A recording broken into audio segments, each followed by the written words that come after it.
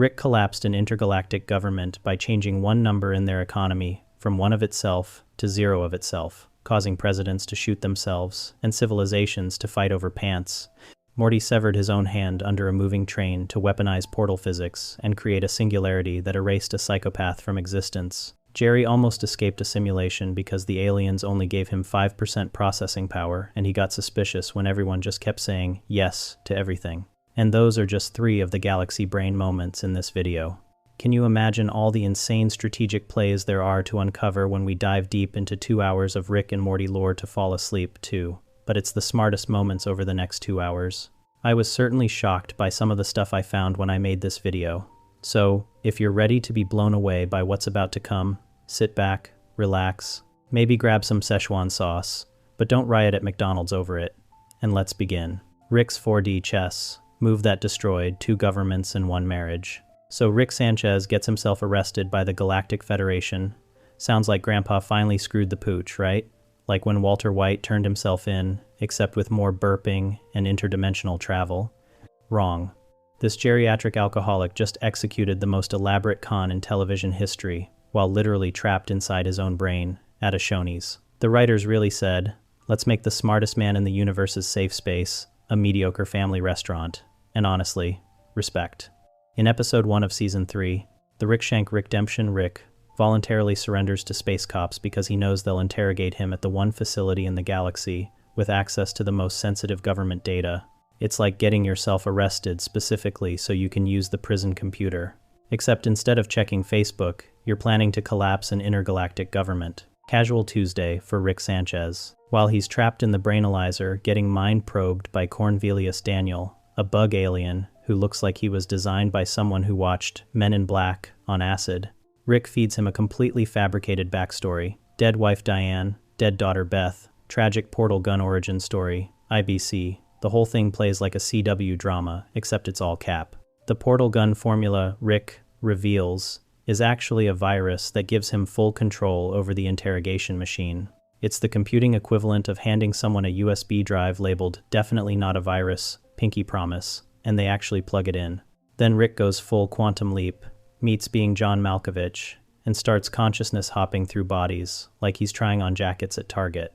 First, he jumps into Cornelius Daniel's bug body, then a SEAL Team Rick member, then the commander-in-chief of the Citadel's militia. Each body swap gets him higher security clearance, like he's speedrunning a bureaucracy in a way that would make Hideo Kojima weep with joy. Also, the fact that he leaves the bug alien with 6 years of improv workshops as punishment is maybe the cruelest thing Rick's ever done. And this is a man who turned an entire planet into Cronenberg monsters.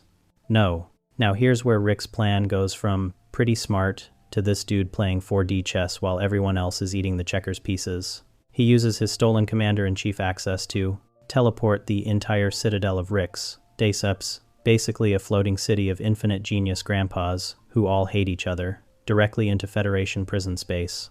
It's the governmental equivalent of throwing 2 betta fish into the same tank and walking away. These are the 2 biggest organizations that want Rick dead, and he just forced them into the worst roommate situation since The Odd Couple. While the Citadel, Ricks, and Federation are suddenly very concerned about their new real estate situation, surprise, you're in prison now. Rick rescues Morty and Summer, has a tense Mexican standoff with the Council of Ricks, where he convincingly argues he'd shoot through Summer to kill them. Yeeks on bikes, dude. And then, after Morty hilariously shoots Rick with a fake gun that Rick gave him specifically for this scenario, gets level 9 access to the Federation's computer systems. And here's where you'd expect some elaborate hack, right? Like he's gonna launch all their nukes at each other, or reprogram their space fleet to fly into the sun, or release everyone's browser history. Nope. Rick changes one number, 1. He adjusts their universal currency from being worth 1 of itself to 0 of itself. That's it. The economic equivalent of dividing by 0, which your calculator warned you about in middle school, but Rick just weaponized against space capitalism. The Federation's economy instantly collapses harder than my will to live during a 5-hour layover. The president shoots himself in the head. Government workers are literally fighting over pants, because whoever controls the pants controls the galaxy now, apparently. The writers really said, let's make the fall of the Galactic Federation about pants discourse. And you know what? It tracks. Mr. Goldenfold declares the insects no longer have domain over the surface world, which is both hilarious and deeply concerning for what was happening on Earth under Federation rule. Rick didn't just collapse an intergalactic government for funsies. This whole plan had a bonus level that nobody saw coming, including Beth and Jerry. See, Jerry had been thriving under Federation rule. He got 6 promotions despite not knowing what his job was. Everyone gets paid in pills, which is somehow both dystopian and exactly how Jerry would succeed, in a system where competence doesn't matter. But when Rick destroys the Federation, Jerry loses everything. His job, his status, that weird confidence he gets from being mediocre in systems designed for mediocrity. So Jerry does what Jerry does best. He makes it about him and forces Beth to choose between her dad and her husband. "It's him or me," he declares, probably thinking he's making some powerful ultimatum like he's in a soap opera. And Beth, who's been low-key miserable with Jerry since forever but stayed because of abandonment issues and 2 kids, finally has an excuse to pick Rick. Rick straight up admits this to Morty in the garage afterward. "He threatened to turn me into the government, so I made him and the government go away." This man executed a plan where he escaped maximum security space prison, collapsed the Galactic Federation, destroyed the Citadel of Ricks, got Beth to divorce Jerry, and replaced both Jerry and the government as the patriarch of the family, all while pretending his motivation was Szechuan sauce from a 1998 McDonald's Mulan promotion. The fact that this became a real-life controversy where people rioted at McDonald's is maybe the most Rick and Morty thing to ever happen in reality, but that's a different essay.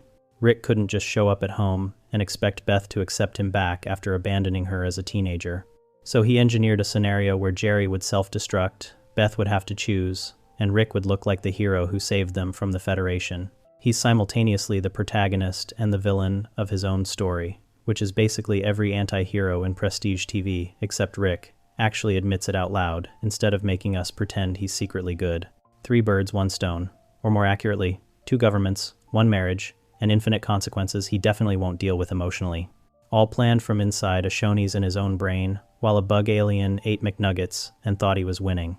That's weaponized narcissism masquerading as 11-dimensional chess, and somehow, it worked. Rick's galaxy-crashing masterstroke was just the opening act next. He'd turn his own grandson into an unwitting mass murderer to prove a point. Rick's sociopathic lesson plan, that predicted Morty, would become a mass murderer. So Morty calls Rick's fake acid vat idea shitty, which, fair, it's literally a vat with air hoses and quick-release bones that Rick expects criminals to believe is real acid. It's the kind of plan you'd see in a Scooby-Doo episode if Scooby-Doo involved more existential dread and intergalactic war crimes. But Morty's got notes, because apparently teenagers think they can improve on the work of the smartest man in the universe. Spoiler alert, they cannot. Mindlessly, the parent of self. In episode 8 of season 4, the Vat of Acid episode, the argument escalates faster than a Twitter beef, with Morty throwing out his brilliant idea for a video game-style place-saving device, basically quick save for real life. You know, so you can try stuff and reload if it doesn't work out, which Rick immediately points out he saw on Futurama, because of course he did. Nothing says, "I'm an original thinker," like pitching an idea from a 20-year-old Matt Groening show to a guy who's invented portal guns and pickle transformation serum. But here's where Rick's plan gets deliciously evil. Instead of just telling Morty why the idea sucks, which would be the normal grandpa move, Rick decides to gaslight him.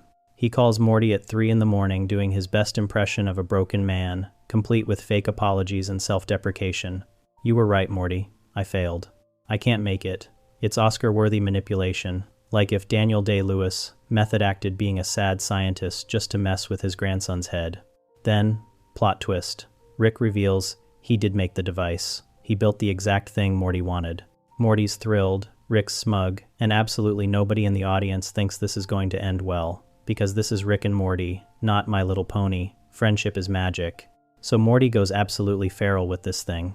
He's doing math problems naked with an allergic reaction to sheepskin that I will not unpack here. He's robbing drug dealers. He's getting into suicide by cop situations for fun. He's smelling Jessica's hair on repeat like some kind of creep. The kid's living his best consequence-free life, which apparently involves a disturbing amount of boundary violations and felonies. There's a whole montage set to Eric Clapton that makes Morty look like he's in a teen movie about finding yourself, except the yourself he found is a sociopath. Eventually, Morty has his big character moment. He realizes living without consequences is empty. He's learned his lesson. He's grown as a person. He tells Rick this beautiful speech about how we are who we are because of consequences, and you can practically hear the audience going, "Aw, character development." And then Rick drops the hammer. There were definitely consequences. See, Rick didn't make a save point device. Because Rick doesn't respect time travel, if Ant-Man and the Wasp can do it, he's not interested. The man's got standards, apparently, which is hilarious coming from someone who turned himself into a pickle to avoid family therapy. Instead, Rick made something way worse. The device was splitting Morty into parallel probable realities and shoving his consciousness into a near-duplicate dimension, which sounds complicated, but here's the simple version. There was already a Morty in each of those realities. So what happened to that Morty? Rick solved for that. Translation: every single time Morty hit the reset button, he was murdering another version of himself. Incinerated. Gone. Dead Morty. The device literally worked like The Prestige, that Christopher Nolan movie where Hugh Jackman clones himself for a magic trick and has to kill each clone. Except instead of doing it once for Victorian-era theater, Morty did it dozens, maybe hundreds of times, so he could smell Jessica's hair and relive a satisfying fart.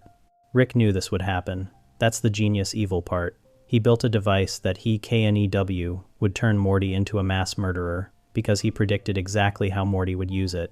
Rick understood that giving a 14-year-old boy consequence-free reality would result in that kid doing increasingly unhinged stuff. He knew Morty would abuse it for selfish, petty reasons. He knew Morty would reset over and over for the dumbest possible things. And when Morty finally figures out what he's done, that he's committed genocide against himself, he's surrounded by angry mobs. The SWAT team, drug dealers, Me Too activists, the ACLU, the AARP, which Morty doesn't want to talk about, and honestly neither do I, the NAACP, Gamergate people, and Supreme Court Justice Sonia Sotomayor. It's like every group Morty wronged in different timelines all converged on him at once, which is both hilarious and deeply horrifying. Rick, of course, has the solution. The same fake acid vat Morty mocked at the beginning of the episode. The shitty idea that Morty criticized. That's the escape plan. And for Rick to use it to save Morty, Rick makes him do something first. Admit the vat is good. Kiss the vat. Publicly humiliate himself and admit Rick was right all along. It's the most elaborate "I told you so" in television history. Rick built an interdimensional murder machine, let Morty use it to commit atrocities, orchestrated his downfall, and then forced him to apologize for doubting the fake acid vat plan before saving him. All to prove a point. All because Morty said Rick's idea was bad. Oh, and the kicker? This whole episode happened in an alternate dimension. Rick didn't even waste their home reality teaching Morty this lesson. He found a dimension where Johnny Carson is still alive and 9/11 never happened, but where Rocky Road has peanut butter instead of marshmallows, which Rick considers the real tragedy, and used that dimension as his elaborate teaching tool. Rick didn't just predict what Morty would do. He engineered an entire scenario across multiple realities where Morty's worst impulses would lead to mass murder. Also, he could prove that his stupid acid vat idea wasn't that stupid after all. That's 20-dimensional chess, played against someone who doesn't know they're playing chess and thinks they're having a nice picnic. The acid vat was never the plan. The acid vat was the punchline. Rick's 20-dimensional humiliation of Morty was only the warm-up next. He'd solve an alien crisis by handing snakes the keys to time travel and watching their civilization implode. Rick weaponized snake bureaucracy by making them invent time travel too early. Morty gets bitten by a space snake, a female astronaut snake who was basically the snake version of Sally Ride, out there representing her species in the great beyond. And Morty kills her with a hubcap. The kid immediately feels terrible about it, because Morty's basically made of guilt and anxiety, held together by teenage hormones. Rick scans the snake planet to whip up an antivenom, and discovers these snakes are a complete mess. 19 billion snakes split into 10,000 nations, all about to start a global war over race. Rick finds this hilarious, because imagine being a racist snake. Hey, other snake, I hate you because you're the wrong color, snake. These serpents were on the fast track to extinction, and the female astronaut was probably their last hope for unity before they slithered into oblivion. But Morty can't let it go. He's spiraling about being responsible for crushing snake dreams, so he does what any guilt-ridden teenager would do. He goes to a pet store, buys a random Earth snake, and launches it to the snake planet. His logic? Give them proof that space travel works. Restore their hope. Everything's fixed. It's the kind of plan that sounds beautiful in your head at 3 in the morning and disastrous literally everywhere else. Except Morty just united 19 billion snakes against a common enemy, not each other anymore. Now they've got something bigger and scarier to focus on. Some alien kid just yeeted a random snake at their planet, which means there's hostile life out there. So, instead of returning to the Dark Ages for a few generations like they were supposed to, the snakes said, nah, and speedran their way through technological development. They went full Terminator, creating universe-destroying time travel technology with one singular goal: find and kill the little Earth shitsack who couldn't let a dead snake be dead. Soon enough, snake Terminators start popping up, snake robots, snake time travelers, all trying to murder Morty because he had to be the hero. Rick's pissed because this is exactly why he told Morty to stay in the car. You don't mess with alien civilizations. You definitely don't give primitive species proof of advanced life. That's First Contact 101, except Morty skipped that class to feel good about himself. So, Rick does what Rick does best when Morty creates an unfixable problem. He makes it worse on purpose. Rick travels back to 1985 snake time and leaves a book containing everything the snakes need to invent time travel. Not in their future when they were going to figure it out anyway, way earlier, when they're even dumber and less prepared to handle it responsibly. Rick's actual plan? Remove themselves from this story entirely and let snake time travel eat its own tail. Because, here's the thing about time travel. It's complicated. You need rules. You need oversight. You need someone to prevent paradoxes from destroying reality. And the snakes? They're not ready for that responsibility. They're going to abuse it immediately. And that's exactly what happens. Snake students start time traveling to save Snake, Abraham Lincoln, from assassination. Snake fascists start popping up because someone changed the timeline. Snakes are traveling to Snake World War II, trying to kill Snake Hitler. But then other snakes are protecting Snake Hitler. And suddenly Snake Berlin is full of time-traveling snakes from different eras, all fighting each other in a bathroom, while Snake Hitler watches in confusion. It's chaos. Complete pandemonium. Snakes are messing with the timeline so badly that reality itself is starting to crack. And that's when they show up, the time police. Snake cops, who specifically deal with time travel violations. They show up in their ships, absolutely done with everyone's nonsense, and start cleaning house. Don't mess with time. You don't mess with time. They're grabbing snakes out of the timeline, fixing paradoxes, and essentially doing the one thing Rick knew someone would have to do if the snakes got time travel too early. Rick weaponized bureaucracy. He gave the snakes the matches, waited for them to burn down their house, and knew that someone official would show up with a fire extinguisher. The time police weren't Rick's creation. They were an inevitable consequence of snakes having time travel. Every civilization that discovers time travel eventually creates time cops to stop idiots from breaking reality. Rick just accelerated the process and made sure the snakes would be stupid enough with it that the time police would have to intervene hard. By the end, the time police have cleaned up the entire snake time travel disaster. No more snake Terminators hunting Morty. No more paradoxes. The snake planet's timeline is fixed. Rick and Morty are completely removed from the equation, and the snake's own bureaucratic time enforcement agency handled everything.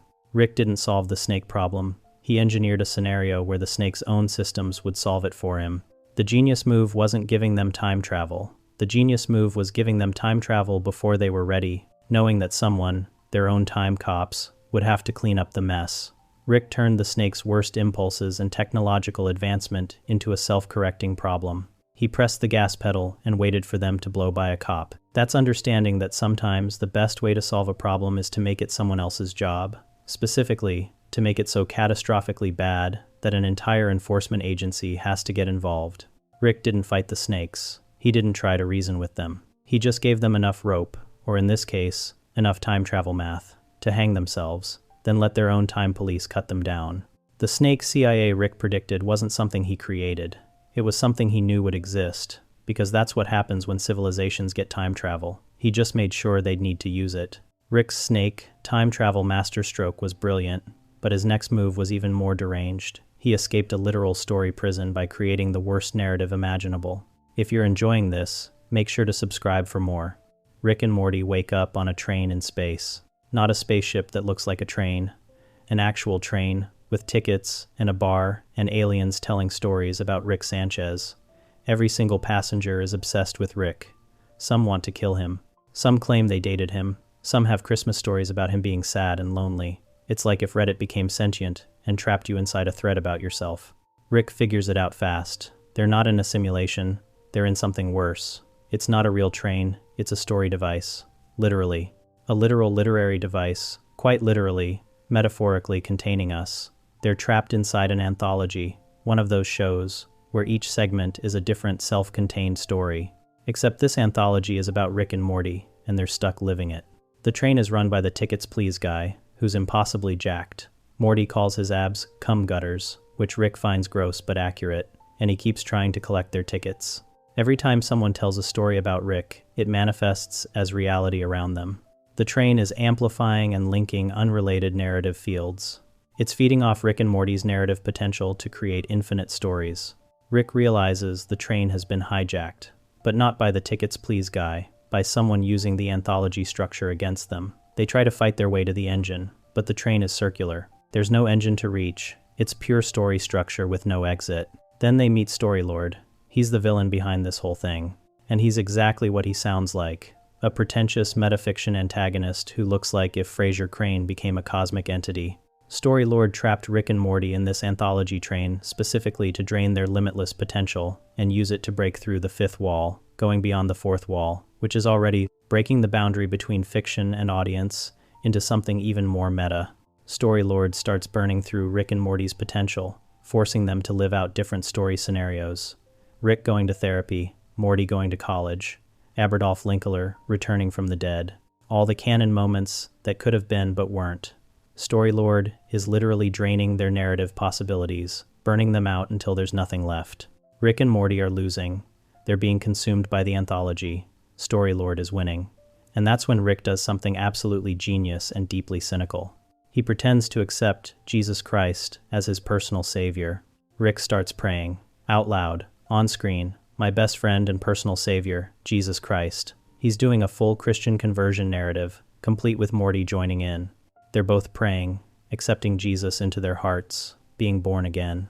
There's even Christian cartoon characters appearing, Crossy the Talking Cross, Biblesaurus, the dinosaur who loves scripture. Storylord is horrified. No, you guys would never do this. Because he's right. Rick Sanchez, the most nihilistic character on television, would never genuinely accept Jesus. But that's exactly why Rick chose this narrative. It's the one story nobody wants to see. It's so bad, so unwanted, so completely against everything Rick and Morty represents, that it breaks the anthology. The Christian conversion story is so awful that it creates a narrative black hole. Storylord gets sucked into it, trapped forever in every writer's hell, the Bible. Rick and Morty escape because they weaponized the worst possible story. They used narrative convention against itself by choosing a convention so terrible that the story construct couldn't handle it. Rick understood something fundamental about being trapped in a story. Stories need audiences. They need people who want to consume them. And if you create a story that literally nobody wants to watch, a genuine, earnest Christian conversion episode of Rick and Morty, it has no power. It can't sustain itself. The anthology collapses because the story is too bad to exist. It's the most meta solution possible. Rick didn't fight his way out with science. He didn't portal gun his way to freedom. He didn't even deconstruct the narrative structure from within. He just made the absolute worst story imaginable and let it implode. He beat a literal story villain by creating a story so terrible that reality rejected it. The whole episode is Rick and Morty basically saying, yeah, we know we're a TV show, and we know how stories work. So here's us completely demolishing every story convention while acknowledging we're doing it. They literally have a moment where Morty tells a story to break a thematic seal, and his story is so bad, a guy named Mike Johnson fighting scorpions, that Rick has to admit the plan failed because the awful story meshed with the theme too well. But the Jesus Gambit worked because it was the one thing the anthology couldn't absorb. It was too antithetical to Rick and Morty's entire existence. Storylord built his prison out of narrative conventions, and Rick escaped by using the worst convention of all, the faith-based redemption arc that nobody watching Rick and Morty would ever want to see. Rick didn't outsmart the story. He made a story so bad that even a story prison couldn't stomach it. That's weaponizing narrative conventions at the highest level. Understanding that the power of a story comes from people wanting to experience it. And if you make something unwatchable, it loses all power. The episode ends with Rick back home, acting weird about Morty buying him a toy train from the Citadel gift shop, going on this unhinged rant about loving capitalism and merchandise. Because, of course it does. The whole episode was about being trapped in stories, so they end by literally trying to sell you the toy train from the episode. You can't escape the meta. Even escaping the meta is meta. Storylord wanted to use Rick's infinite potential to break through walls of fiction. Rick just made the worst story possible and walked out while everyone was distracted by how much it sucked. Rick's escape from a story prison was peak meta, but his next move was pure cosmic cruelty. He built a slave universe in his car battery and trapped its creator in a hypocrisy loop. Rick's car won't start, not because of engine trouble or a dead battery. The battery itself stopped working. And when Rick says they need to go inside the battery, he means literally shrink down and enter a miniature universe he created to power his vehicle. Because Rick Sanchez doesn't use Duracell, he uses an entire civilization. Rick put a spatially tessellated void inside a modified temporal field until a planet developed intelligent life. Then he showed up as an alien god figure, gave them electricity technology in the form of Google boxes that they stomp on, and told them the excess power goes to a special disposal volcano. Except there's no volcano. The power goes straight to Rick's car engine and his phone charger. 20 terawatts of juice generated by an entire planetary civilization who have no idea they're living inside a battery. Morty immediately calls this slavery. Rick's response? It's society. They work for each other, Morty. They pay each other. They buy houses. They get married and make children that replace them when they get too old to make power.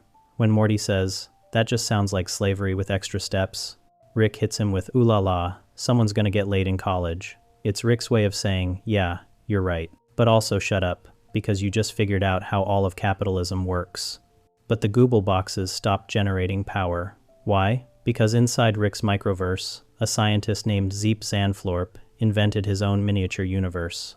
Zeep created a miniverse where he introduced people to flubal cranks, and 80% of every crank's energy output gets channeled out to power Zeep's world, making Google boxes obsolete. Zeep is doing to his miniverse exactly what Rick did to him. Rick sees this and pretends to be morally outraged. I really think what you're doing here is unethical. You got people slaving away making your power. He's using Zeep's own logic against him, hoping to make Zeep realize he's a hypocrite. Because if Zeep shuts down his miniverse due to ethical concerns, the Google boxes start working again, Rick gets his power back, and they can go get ice cream, except it goes deeper. Inside Zeep's miniverse, there's a scientist named Kyle working on a teeniverse. Kyle is about to create his own tiny universe with blubal yanks that will make flubal cranks obsolete. Its universe is all the way down, and everyone's a hypocrite exploiting the universe below them. When they confront Kyle, Zeep starts giving the exact same moral speech Rick just gave him. This is wrong, Kyle. You're basically creating a planet of slaves.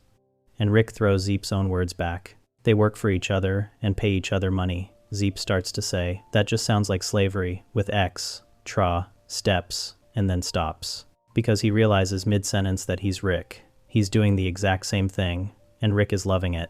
That's when Zeep asks the question, did you create my universe? Is my universe a miniverse? And Rick confirms it. You're my battery, motherfucker.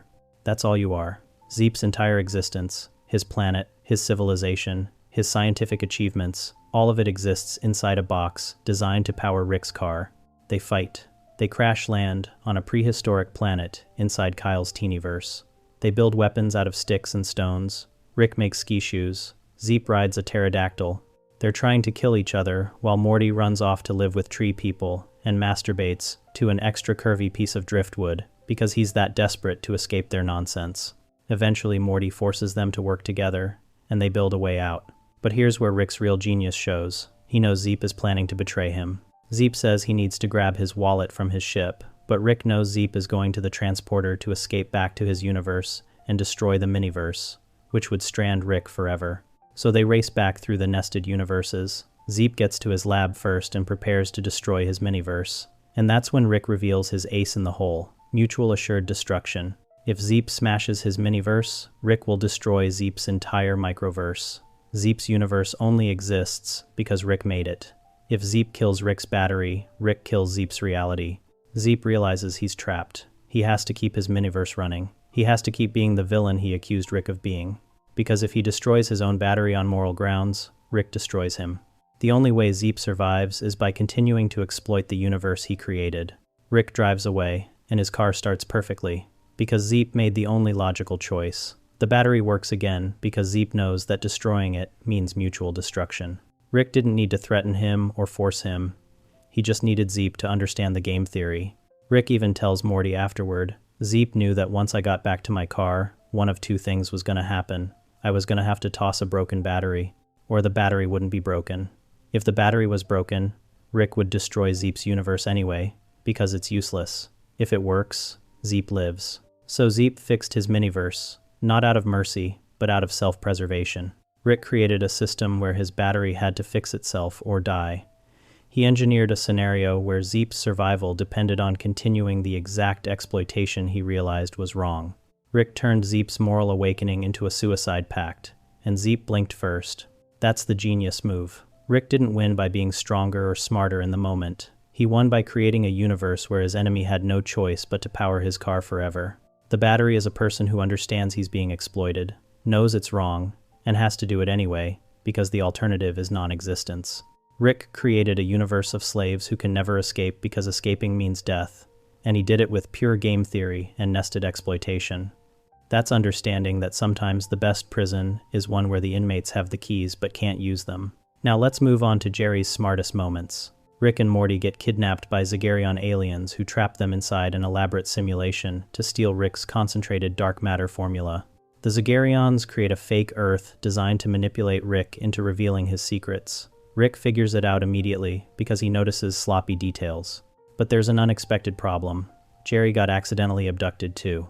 The Zagarians discover they've got an extra human trapped in their simulation. Prince Nebulon loses his mind. How did this happen? Where's the abductions department? The departments start pointing fingers in classic corporate dysfunction. Nobody takes responsibility. Prince Nebulon makes an executive decision. Well, cap his sector at 5% processing, keep his settings on auto, and we'll deal with him later. Rick Sanchez is the target. Jerry's entire simulated reality gets 5% of the computer's processing power. Rick and Morty's simulation runs at full capacity with complex NPCs and elaborate scenarios. Jerry gets the budget version. The aliens figure his life is so simple that a bare-bones simulation will keep him distracted. Jerry drives to his pitch meeting, giving himself a pep talk. He turns on the radio. This is Earth radio, and now, here's human music, then just repetitive beeping. Jerry bops his head. Human music. I like it. That should have been a massive red flag, but Jerry accepts it because Jerry accepts everything. He's just trying to survive the day without having a panic attack. Jerry presents his campaign to the National Apple Farmers of America. Hungry for apples? The room stares. Then everyone says, yes, that's it. Jerry asks if they like it. Yes. Did he sell it? Yes. No discussion, no feedback, no negotiation, just monotone affirmation. In a real pitch meeting, there would be questions and revisions. In Jerry's 5% simulation, everyone just says yes, because the AI can't generate realistic responses. Jerry walks down the street passing 3 people. An old man says, slow down. A woman says, looking good. And a mailman says, my man. Then he passes them again. Same 3 NPCs, same 3 lines, same order. The simulation is looping characters because it lacks resources to render variety. But Jerry doesn't notice. He's too excited about his success. Meanwhile, Rick breaks his simulation through computational overload. He makes increasingly absurd demands at a rap concert until the system freezes. Rick escapes by running to the edge of the simulated world. Jerry has sex with simulation Beth, who's completely frozen in place. Afterwards, Jerry has an existential crisis. Oh my god, that's the best sex I've ever had in my life. It's too good. I don't deserve this, Beth. I'm a fraud. And that's when Jerry's emotional honesty accidentally becomes his smartest moment. Jerry goes back to his boss and confesses, look, I'm a fraud. Hungry for apples is just a ripoff of Got Milk? It's almost identical. His boss snaps his fingers and says, yes. That's the entire response. Snap. Yes. Jerry gets angry and defends himself. Wait, you know what? No, the milk people don't have a patent on simple rhetorical questions. It's different, and I shouldn't be fired. I should be promoted. Snap. Yes. Jerry's confusion is visible. His boss is agreeing. Jerry starts testing boundaries. Could he be nominated for an award, like an Appley? Snap. Yes. Is there really an award called the Appley? Snap. Yes. Could they nominate him? Snap. Yes. Here's where Jerry's lifetime of insecurity accidentally saves him. He's so used to being doubted and dismissed that universal agreement feels suspicious. A fully rendered simulation would have nuanced responses and industry context. Jerry's 5% simulation just has a boss who snaps and affirms everything. Jerry's asking questions the simulation can't properly answer. He's not being strategic. He's genuinely confused why everything's going well. But that confusion leads him toward truth. When you've spent your life being mediocre and suddenly everything's perfect, that perfection becomes evidence something's wrong. The simulation gets him to the Appley Awards. Jerry gives an acceptance speech. I am finally complete. Then everything glitches. The mailman multiplies. Everyone becomes the mailman. The award disappears. The simulation crashes because Rick overloaded the main system. Jerry stands sobbing as his perfect day evaporates. Rick and Morty drag him to an escape ship. Jerry's crying because he'd rather stay in a glitching simulation where he's successful than return to reality where he's a failure. On the escape ship, Jerry tells Rick, "You know what, Rick? Those guys took you for a ride too. You should try having a little respect for the dummies of the universe, now that you're one of us." Jerry's right. The Zagarians fooled Rick with nested simulations. Rick got outsmarted. Jerry, meanwhile, almost figured out his simulation was fake through pure emotional awareness. Back in reality, Jerry pitches, hungry for apples, to his real boss. "You're fired," Jerry protests. But this idea was tested in a state-of-the-art simulation. His boss responds, "Well then, it was a terrible simulation." His boss is right. Jerry's simulation ran at 5% capacity with looping NPCs, a boss who only said yes, and human music. But it was terrible in a way that almost worked, because Jerry's real life is so unremarkable that even bad simulation of success felt meaningful enough to be suspicious. The aliens made a critical miscalculation. They thought Jerry's simplicity made him easy to fool. But Jerry's so used to disappointment that success immediately triggered suspicion. His question, "Is there really an award called the Appley?" was him starting to doubt his perfect day. Jerry didn't figure out he was in a simulation, but he came closer than the aliens expected by being honest about his own mediocrity and questioning why everything was going his way. The aliens capped Jerry at 5% because they thought he wasn't worth the processing power. They were wrong. Jerry needed more processing power to simulate convincingly, because his life is so sad that even cheap success was noticeably better than his reality. Sometimes being smart isn't about technical knowledge. It's about knowing yourself well enough to recognize when something's too good to be true. Jerry has that self-awareness, even if he wishes he didn't. His lifetime of failure taught him what success should feel like, and this wasn't it. The aliens thought Jerry was too simple to notice the simulation. Instead, Jerry was almost too sad to believe in it, and in its own pathetic way, that's kind of brilliant. Jerry nearly broke a high-tech alien simulation through sheer insecurity, and in his next big moment, he solved a hostage crisis by being honest instead of terrifying, outmaneuvering Rick's usual dominance game. Don't miss out. Hit that subscribe button now. Rick and Jerry get into an argument about a rake. Jerry thinks his neighbor Gene borrowed it and lied about it. Rick refuses to help, which leads Jerry to say, "All that brain, and you just waste it." Rick loses his mind at this accusation. He's sick of people acting like intelligence is random, and he just got lucky. So Rick decides to prove genius isn't about hardware. He's going to put Jerry's mind in Rick's brain, and Rick's mind in Jerry's brain. Then they'll see who's really wasting potential. The mind swap goes immediately wrong. The device malfunctions and shuffles their minds partially instead of swapping them cleanly. They're both mixtures now. Jerry's mind controlling Rick's body with access to Rick's brain, and Rick's mind controlling Jerry's body with access to Jerry's brain. They start fighting about who's going to fix it when Morty gets kidnapped by a crime boss named Chuxley. Chuxley calls to apologize. One of his guys grabbed Morty without permission, and he wants to make it right. He's not trying to start trouble. He knows Rick Sanchez's reputation and doesn't want problems. But the phone call goes terribly, because Rick and Jerry can't agree on how to handle it. Rick, in Jerry's body, wants to play the Liam Neeson, "I will find you" intimidation game. Jerry, in Rick's body, is trying to honestly explain what happened. "Hello? This is Rick Sanchez. I'm using my son-in-law's vocal cords because I'm amazing." They end up wrestling over the phone, both talking at once, completely destroying Rick's carefully cultivated mystique. Chuxley hangs up confused. Rick is furious. "Do you have any clue what a pain it is to cultivate a mystique?" Jerry fires back. "Yeah, I do. It's my mystique. And you're just cultivating Jerry's shame." They drive to the crime restaurant together, still arguing about approach. When they arrive, Rick, in Jerry's body, introduces Jerry, in Rick's body, as Rick's assassin. Deadliest man in the galaxy, and he's gay. Jerry immediately asks. Why am I gay? The gangsters are confused, but roll with it. Chuxley offers Morty back plus some crystals as compensation. This is where Jerry's different approach becomes clear. Jerry thinks the situation is resolved. Chuxley is already apologizing and offering gifts. Mission accomplished. But Rick insists they need to maintain dominance. It's the ass-kissers you have to keep in line. When they sense weakness, they move on you. Jerry questions this entire framework. Who cares if a mid-tier crime dork moves on us?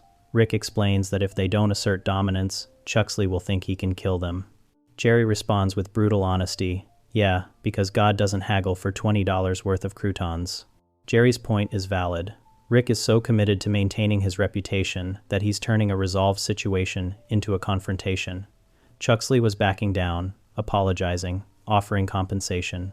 Rick's need to keep him in line is what escalates things. Jerry tries a different approach. Look, here's the deal. I'm Rick, that's my son-in-law, and we're all a little gay. The gangsters agree. Yeah, it's a spectrum. Jerry's honesty and vulnerability are diffusing the tension, but Rick can't let it go. He keeps pushing about payment until Chuxley decides he has to attack them to maintain his own reputation. The gunfight starts entirely because Rick couldn't accept a peaceful resolution. Later, after they escape, Rick and Jerry start working together. They become Burger and Fries, a criminal duo stealing crystals and causing chaos. And something interesting happens. They start combining their approaches. Rick's technical knowledge, plus Jerry's social awareness, makes them surprisingly effective. There's a scene where they confront Gene about the rake. Instead of Rick's usual anger or Jerry's usual passive aggression, they just laugh about it. The rake doesn't matter anymore. Gene admits he took it because lying about it kept the neighbors in his life. Even if that interaction was Jerry being annoyed at him, it was still interaction. Jerry understands this immediately because Jerry understands loneliness and desperate social connection in a way Rick never would. The episode culminates when they rescue their family from Chuxley, but by this point, Rick and Jerry have fully merged into one being, Cherokee, a perfect fusion of Rick's intelligence and Jerry's emotional awareness. Cherokee speaks in we statements, uses all four arms at once, and combines their best qualities. Beth is impressed. Holy shoot, all the positive aspects of each, perfectly melded together. Cherokee saves everyone, kills the bad guys, and even gives Chuxley a compassionate death. When Chuxley dies, he says being a crime boss was stressful, and it's actually a relief to die. Cherokee understands this on a level neither Rick nor Jerry alone could have. Rick's intelligence plus Jerry's empathy equals genuine wisdom. But Cherokee decides to leave the family, not out of malice, but because Cherokee only needs to love himself. He's achieved perfect self-sufficiency. The family has to forcibly separate Rick and Jerry back to their original states, trapping a memory of Rick inside Jerry's mind in the process.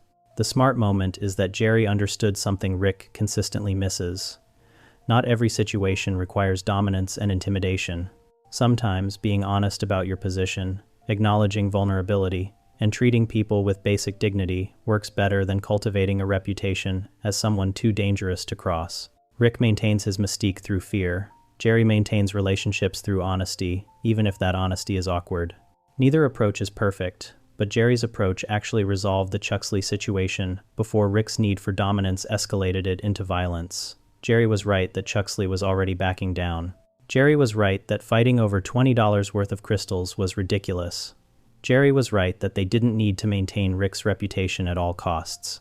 When Jerry said all that brain, and you just waste it, he wasn't entirely wrong. Rick wastes energy on reputation management, on proving he's the smartest, on maintaining mystique.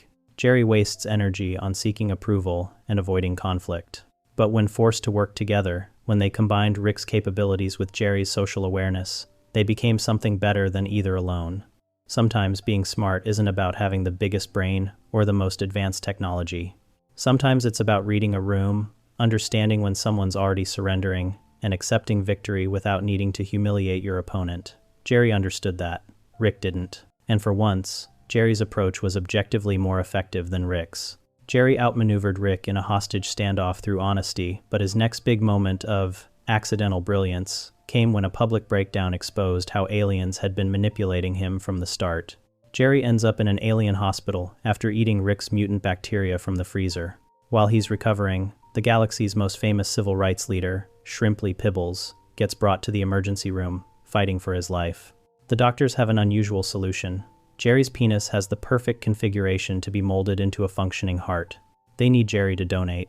Jerry initially agrees to the donation in a moment of heroic grandeur. Yes, I will. That's right. Take my penis. Take it all. And tell Shrimply Pibbles that when the galaxy came calling, Jerry Smith from Earth didn't flinch.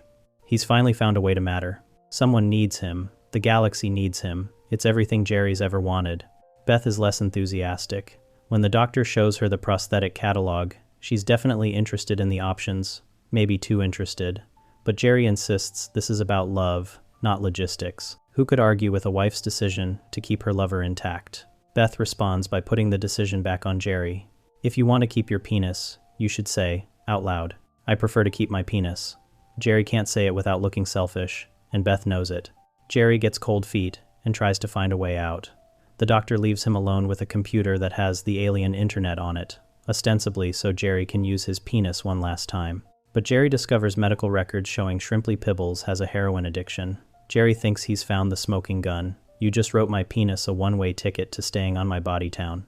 At the press conference, Jerry tries to use this information to back out. He announces Shrimply Pibbles' heroin addiction as if it's scandalous, but immediately gets corrected. Heroin makes up 10% of the atmosphere on Pibbles' home planet. His planet got destroyed, so he needs heroin to breathe. It's not an addiction, it's basic survival. Jerry's attempted gotcha exposes only his own ignorance. The crowd turns on him. This guy's trying to get out of giving away his penis. They boo and jeer. Jerry's gone from hero to villain in seconds because he dared to hesitate about permanent genital removal. Then, word spreads across the galaxy about Jerry trying to back out. Beings everywhere donate money to buy Shrimply Pibbles a synthetic heart instead. One that will be even better than Jerry's pathetic penis. Jerry asks, wait, that was an option the whole time? The alien responds, yeah, we suck. Are you still here? That's the reveal. A synthetic heart was always available. The aliens didn't need Jerry's penis. They wanted Jerry's penis because it would make a better story, or because they're just cruel, or because they genuinely didn't consider asking Jerry if he'd prefer they use the backup plan. Jerry was never necessary. His heroic sacrifice was always optional. But Jerry's too deep in his need for validation to process this. Everyone hates him now. The galaxy knows he tried to back out of saving Shrimply Pibbles. So, Jerry makes an even more desperate move. He bursts into the operating room with what he thinks is a gun and demands they take his penis anyway. Not so fast. I'm a good person, and I demand that you cut off my penis and put it in that man's chest. He's waving around the XP-20XS prosthetic that Beth was looking at earlier. He thinks it's a weapon. The doctors try to explain that's not how it works. But Jerry won't listen. He pulls down his pants, runs at Shrimply Pibbles, and gets shot 57 times by security. The smart part, if you can call it that, is that Jerry's public breakdown accidentally demonstrates exactly how manipulative the entire situation was. The aliens presented donating his penis as a binary choice. Be a hero or let billions die. They made Jerry believe he was the only option. They held press conferences celebrating his sacrifice. They created immense social pressure. But the synthetic heart was always there. They could have led with that. They could have said, we have a synthetic option, but your penis would work too if you're willing. Instead, they made Jerry feel like the fate of hundreds of billions of sentient life forms depended on his genitals. That's psychological manipulation on a galactic scale. Jerry's desperate attempt to donate even after being rejected exposes the cruelty of the whole setup. He's been so thoroughly convinced that his worth depends on this sacrifice that he can't accept being told it's unnecessary. When security shoots him 57 times for trying to force them to mutilate him, it's the logical conclusion of what the aliens started. They made Jerry believe his body wasn't his own, that he owed his penis to the galaxy, and that refusing made him a monster. Beth later tells Jerry, you can't make people like you. You just have to wait for hating you to bore them. It's harsh but accurate. Jerry spent the entire episode trying to control how others perceived him, first as a hero, then trying to back out without looking selfish, then trying to force them to see him as a hero again. Every move made things worse because Jerry was optimizing for approval instead of honesty. The accidentally smart part is that Jerry's complete breakdown made the manipulation visible. If Jerry had just quietly accepted the synthetic heart solution and gone home, the aliens would have looked reasonable. We found a better option. Everyone wins. But Jerry's desperate public attempt to donate anyway, his screaming about being a good person while security riddles him with bullets, creates a spectacle that highlights how thoroughly the aliens messed with his head. Sometimes being accidentally smart means being so pathetically desperate that you expose the system manipulating you. Jerry didn't figure out the aliens were using him on purpose. He didn't clever his way out of anything. He just became such an embarrassing disaster that the manipulation became impossible to ignore. That's the Jerry Smith version of intelligence, stumbling face first into the truth while trying to do something completely unrelated. The episode ends with Jerry recovering and suggesting they go to the zoo as a family. Everyone immediately shoots it down as a terrible idea, and Jerry apologizes. He learned nothing. But for one brief moment in that operating room, Jerry's desperate need for validation accidentally revealed that the choice he was given was never real in the first place. That's just what happens when someone gets manipulated so badly they break in public. But hey, it counts. Jerry exposed galactic manipulation through sheer desperation, but his next defining moment came when he fought through a monster apocalypse with nothing but a crowbar and love for Beth, proving clarity can beat intellect when everything's on the line. Morty asks Rick for a love potion to make Jessica fall for him at the flu season dance. Rick reluctantly makes one using oxytocin extracted from a vole, a rodent that mates for life. He warns Morty it's foolproof unless Jessica has the flu. Morty ignores this because of course he does. Jessica sneezes. The potion goes airborne through the flu virus, and suddenly everyone on Earth is violently in love with Morty. In episode 6 of season 1, called Rick Potion Number 9, Rick tries to fix things with a praying mantis antidote, the opposite of voles because mantises mate once then decapitate their partner. This backfires spectacularly. Instead of curing the love plague, Rick turns everyone into grotesque Cronenberg monsters that still want to mate with Morty, then eat him afterwards. The entire planet becomes a nightmare of mutated flesh and body horror. While Rick and Morty deal with the global catastrophe they caused, Jerry's having his own crisis. He's convinced Beth is having an affair with Davin, her coworker at the horse hospital. He keeps texting her. She's not responding. Summer tells him jealousy turns women off. Rick adds that it's not convenient for the men they cheat on. Jerry decides to drive to the hospital to support his wife with his confidence, which everyone knows means he's going to catch her cheating. Jerry arrives at the hospital right as the Cronenberg transformation spreads. He doesn't understand what's happening yet. He just knows the world's going insane, and he needs to find Beth. Inside the operating room, Beth and Davin have just finished a long shift saving horses. Davin puts on African dream pop music and starts getting inappropriately personal, asking what it's like to give Morty a bath, how soft Morty's skin is. Then he sneezes and transforms into a mantis creature, grabbing Beth and demanding she take him to Morty. Jerry kicks open the door. He's armed with a crowbar and his clothes are already tattered from fighting his way through the hospital. He's clearly been through hell getting here. Davin says, "You're not Morty." Jerry responds, "No, I'm Mr. Crowbar, and this is my friend, who is also a crowbar." Davin calls this stupid. Jerry's response is to beat him to death while screaming, "Yeah? Well, look where being smart got you." He doesn't hesitate. He doesn't negotiate. He just kills the threat to his wife with brutal efficiency. This is the same Jerry who usually can't handle confrontation, who gets pushed around by everyone, who defines himself by seeking approval. But when Beth's life is on the line, Jerry becomes genuinely dangerous. Beth thanks God for the rescue. Jerry corrects her. "God's turning people into insect monsters, Beth. I'm the one beating them to death. Thank me." It's not arrogance. It's Jerry finally understanding his own value in the most direct way possible. He saved Beth. Not God, not Rick, not anyone else. Jerry did that. With a crowbar and determination, they escape together, fighting through hordes of Cronenbergs. Jerry's driving while Beth shoots monsters with a shotgun. Jerry says, "I wish that shotgun was my penis." Beth responds, "If it were, you could call me Ernest Hemingway," a reference to Hemingway's suicide by shotgun, meaning she'd gladly die happy. Jerry admits, "I don't get it, and I don't need to." They're finally on the same wavelength without needing to understand every detail. The smart part isn't that Jerry suddenly became a tactical genius. The smart part is that Jerry recognized what actually mattered. He wasn't trying to catch Beth cheating anymore. He wasn't worried about his ego, or proving Davin wrong, or being the smartest person in the room. He just wanted Beth alive. Everything else became irrelevant. Jerry spent the entire episode obsessing over whether Beth loved him, whether she was faithful, whether their marriage meant anything. But when the world literally ended, all that insecurity evaporated. Jerry didn't need Beth to validate him anymore. He needed to save her. That shift from seeking approval to taking action is what made him competent.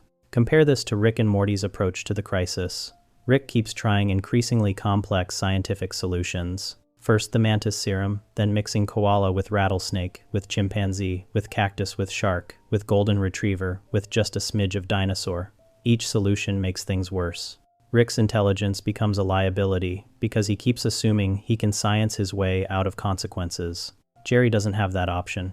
Jerry can't invent serums or build devices. Jerry has a crowbar.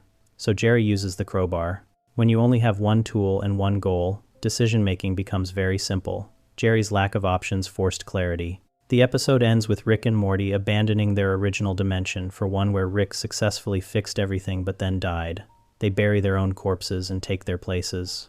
Meanwhile, the original dimension is left as a Cronenberg wasteland. Jerry, Beth, and Summer survive together, and they're genuinely happy.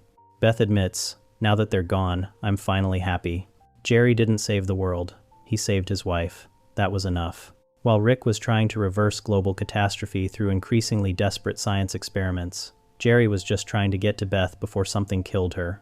Jerry succeeded at his goal. Rick failed at his, which is why Rick had to abandon that entire dimension and find one where a different version of himself succeeded. Sometimes, being smart isn't about having the most options or the biggest brain or the most advanced technology.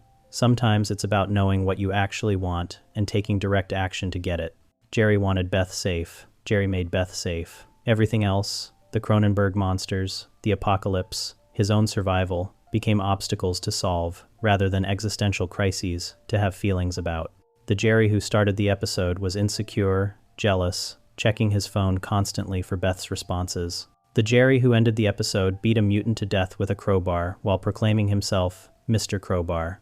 That's character growth through discovering what you're actually capable of when everything you care about is threatened. Jerry proved that competence isn't about intelligence or preparation, it's about commitment. When Jerry finally had something worth fighting for that didn't require anyone else's approval, he became genuinely formidable. Not smart in the traditional sense, but effective. And sometimes, effectiveness matters more than intelligence. Jerry became Mr. Crowbar to save Beth, but next, Morty started a prison riot by telling enslaved Mortys they were more than batteries. Moving on to Morty's smartest moments. Subscribe so you never miss the next breakdown. Morty gets kidnapped by evil Rick and thrown into a prison cell with dozens of other Mortys. These are the ones who've been strapped to the outside of evil Rick's dome as a Morty shield, getting tortured constantly to hide evil Rick's brainwaves from detection. It's basically the Matrix, except instead of harvesting electricity, they're harvesting existential dread. And instead of Keanu Reeves showing up to save everyone, it's a stuttering teenager who just wanted to impress Jessica. Rick and Morty get framed for killing a bunch of Ricks across different dimensions. While Rick's dealing with the Council of Ricks, basically the Galactic HOA, but with more sociopaths and worse parking. Morty ends up captured and discovers evil Rick's whole operation, Dio, a dome covered in screaming Mortys being used as human cloaking devices. Evil Morty, who's secretly controlling evil Rick like a flesh mecha, tosses Morty into a cell with all the other Mortys who aren't currently being tortured outside. Inside the prison, there's already a whole religious movement happening. A group of Mortys wearing robes and face paint have created a religion around the one true Morty, who will one day return and save them. They've given up. They've accepted their fate. They literally have a pamphlet called The Good Morty and Everything. Somewhere, L. Ron Hubbard is taking notes from beyond the grave. These Mortys have been broken so badly that they've created a fantasy messiah figure instead of trying to escape. It's the most depressing book club in the multiverse. When Morty sees this, he doesn't play along with their religion or their defeat. He gives them a speech that's honestly pretty raw for a 14-year-old kid who usually can't finish a sentence without stammering. Alright Mortys, listen up. My name is Morty Smith, from Earth Dimension C-137. I know you're scared, because I'm scared, but that's no reason to accept our fate. We're Mortys. We're not defined by our relationships to Rick. Our destiny is our own. It's like Braveheart, except instead of Mel Gibson yelling about freedom while covered in blue paint, it's an anxious teenager in a yellow shirt yelling about self-actualization while covered in alien prison grime. Significantly less problematic, honestly. 1. And something clicks. One Morty says he's sick of being a human shield and wants to be a gardener. Another wants to write intense action novels. Hammer Morty declares he's more than just a hammer, which raises so many questions about how a Morty becomes a sentient hammer, but we're ignoring that because this episode has enough going on. These Mortys have been so dehumanized that they've forgotten they're people with dreams and desires beyond being Rick's accessories. The religious Mortys immediately decide Morty is the one true Morty they've been waiting for, which is both touching and a little concerning from a cult leadership perspective. Then a guard walks in to tell them to keep it down, and the Mortys absolutely lose it. They rush the door, overwhelm the lobster alien guard, who really should have seen this coming after that speech, and charge down the hallway. It's a full prison break. They're done being victims. It's Shawshank Redemption, speedrun any %. Except instead of crawling through sewage pipes, they're just really angry about being batteries.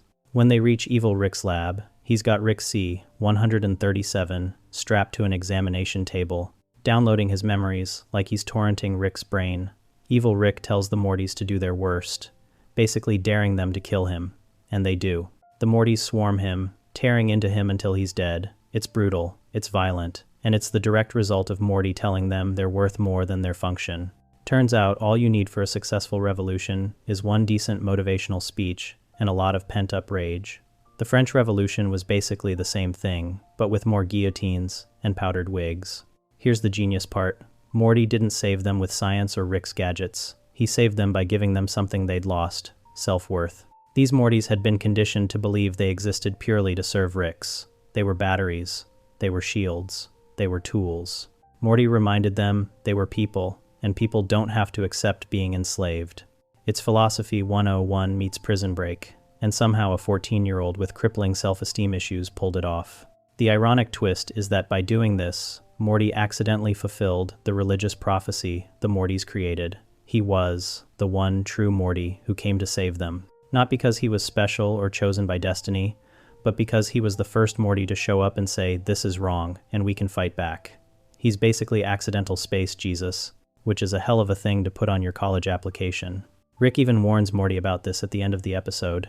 A cocky Morty could lead to some big problems. Could be a real bad thing for everybody. Because Rick knows what Morty just proved. Mortys aren't naturally weak or stupid. They're only powerless when they believe they are. Give Mortys confidence and self-worth, and they become dangerous. This is also why every authoritarian regime in history has tried to keep education away from the masses. But let's not get too real here. Evil Morty understood this lesson too. That's why he controlled Evil Rick in the first place. He was a Morty who stopped accepting his role and took power for himself. Morty C, 137, accidentally demonstrated that any Morty can do this if they stop defining themselves by their Rick. It's like The Truman Show, except everyone realizes they're in the show at the same time and immediately starts a riot. The rebellion didn't just free those specific Mortys. It proved that the entire system the Citadel built, where Ricks are gods and Mortys are sidekicks, only works because Mortys accept it. The moment a Morty realizes they don't have to accept it, the whole power structure collapses, like a house of cards made of narcissism and interdimensional travel. Morty wasn't trying to be smart or strategic. He was just a scared kid who refused to give up, and that refusal was contagious. Sometimes the smartest move isn't a complex plan or a scientific breakthrough. Sometimes it's just reminding people they deserve better than what they're getting. Revolutionary praxis via pep talk. Karl Marx wishes his manifesto went this hard. Morty led a revolt by reminding enslaved Mortys they had value, and later proved his growth by remembering to use Rick's tech under pressure, saving them mid-space chase. Morty gets chased through an intergalactic customs facility by armed guards after Rick tries to smuggle mega seeds through airport security by hiding them in Morty's butt. Yeah, that's how the show started. The very first episode established that Rick's adventures involve Morty getting violated for science. Real wholesome family entertainment right there. Rick drags Morty to Dimension 35C to collect mega seeds from mega trees. Earlier in the episode, Rick gave Morty special grappling shoes that let you walk on any surface. Up, down, sideways, whatever. It's basically Spider-Man technology, but with more burping and existential dread. But Morty immediately screwed it up by walking off a cliff without turning the shoes on first. He plummeted down, screaming, smashing into rocks, and completely shattering both his legs, like he was playing Quap in real life. Rick had to portal to an advanced future dimension just to get medicine to fix Morty's broken bones. So Morty's first experience with the grappling shoes was catastrophic failure and excruciating pain. Great tutorial level. Fast forward to the customs chase. They're running through the facility. Rick's pushing over alien fetuses in giant tubes to slow down the guards, like he's clearing a path in some deranged version of Fruit Ninja. Morty accidentally inhales hookah smoke and watches a lifeform speedrun the entire aging process in 3 seconds. Birth to decomposing corpse. It's the circle of life, but on fast forward, and significantly more traumatic than the Lion King version. And then they get cornered. Guards coming from every direction. No way out. This is it. Morty doesn't panic. He remembers the shoes. More importantly, he remembers to turn them on this time. That's character growth right there, folks. He activates the grappling shoes and just runs straight up the wall with Rick, like they're auditioning for Mission Impossible, Geriatric Scientist Edition. The guards are left standing there on the ground like idiots, while Morty and Rick sprint across the ceiling like it's a casual Tuesday. Rick's response? Ooh, oh nice, Morty. The student becomes the teacher. That's high praise coming from Rick, who usually treats Morty like a mobile backpack with anxiety. The Gromflamites immediately reveal they can fly too, so the advantage doesn't last long, but still, Morty solved the problem in the moment. He got his 5 seconds of competence before the universe reminded him that nothing good lasts. Here's why this matters. Morty learned from his mistake. He didn't just remember the shoes existed. He remembered the specific detail that got him hurt last time, forgetting to turn them on, and corrected it under extreme pressure. That's applied learning. That's adapting on the fly. Most 14-year-olds would freeze up while being chased by flying alien cops with guns. Morty accessed the right piece of information at the right time and executed it correctly. It's like he studied for the test, except the test involves not getting shot by space, TSA. The episode also ends with Rick revealing that the mega seeds temporarily made Morty super intelligent. He could recite the square root of pi and explain thermodynamics like he was cramming for Jeopardy on amphetamines. But it was just a side effect of having the seeds dissolve in his rectum. Once they wear off, Morty loses most of his motor skills and has a seizure on the floor, while Rick monologues about their future adventures. So the show establishes early that Morty isn't naturally brilliant.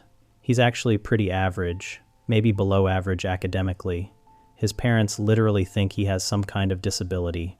But that makes the grappling shoe moment more impressive. Morty didn't solve this problem with genius-level intelligence or Rick's guidance. He solved it with basic pattern recognition and memory under stress. He learned from failure, remembered the lesson, and applied it when it counted.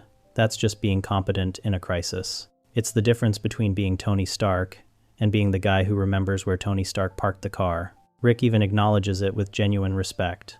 The student becomes the teacher, isn't sarcastic. Rick actually sounds proud for a second, before immediately going back to treating Morty like expendable labor, because this is Rick we're talking about.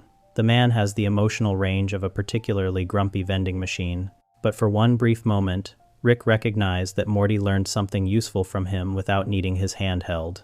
The irony is that the entire situation exists because Rick's an idiot who thinks smuggling drugs through customs by hiding them in a child's rectum is a reasonable plan. Like, Rick, you're the smartest man in the universe, and you couldn't think of literally any other way to transport seeds? A fake compartment? A cloaking device? Literally anything that doesn't involve your grandson's asshole? This is the equivalent of Jeff Bezos deciding the best way to move packages is by strapping them to homeless people and hoping they make it to the right address.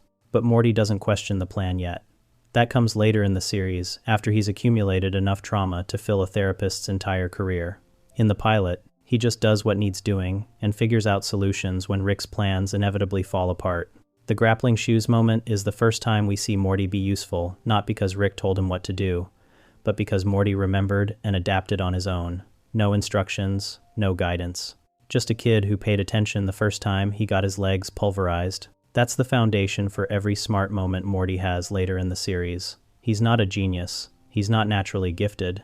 He just pays attention, learns from mistakes, and occasionally remembers the right thing at the right time.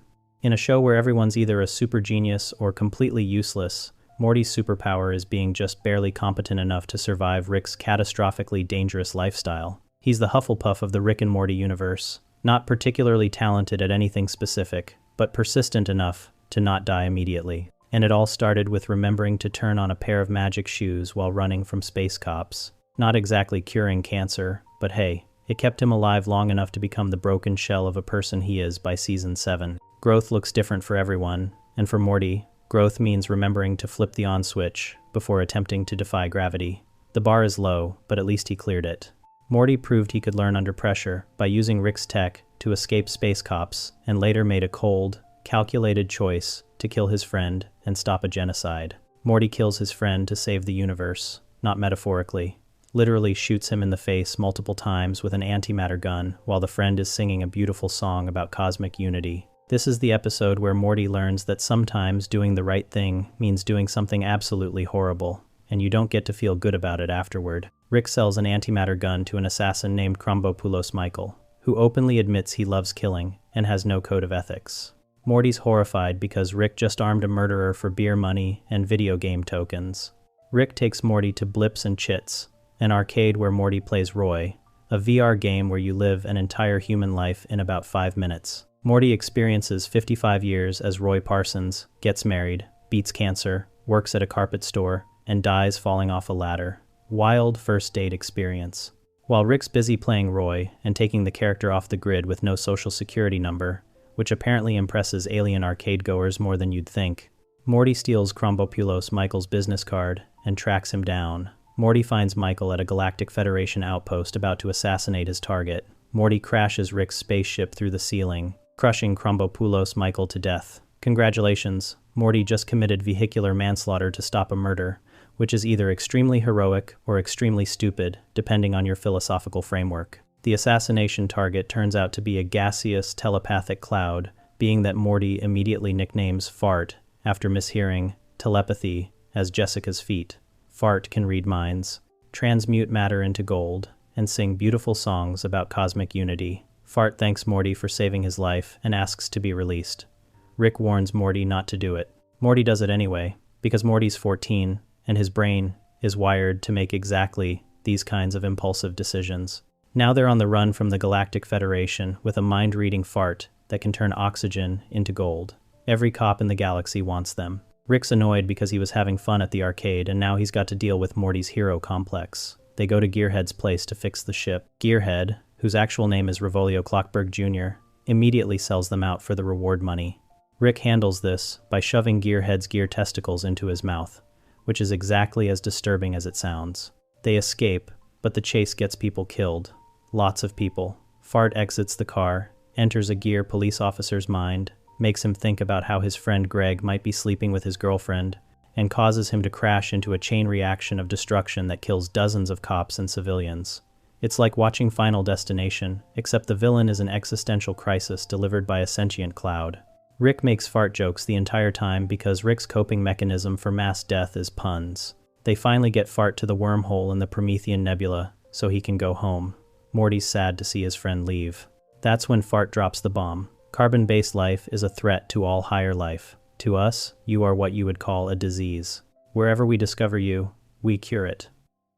Fart's species considers all carbon-based life forms, humans, aliens, everything, to be a plague that needs exterminating.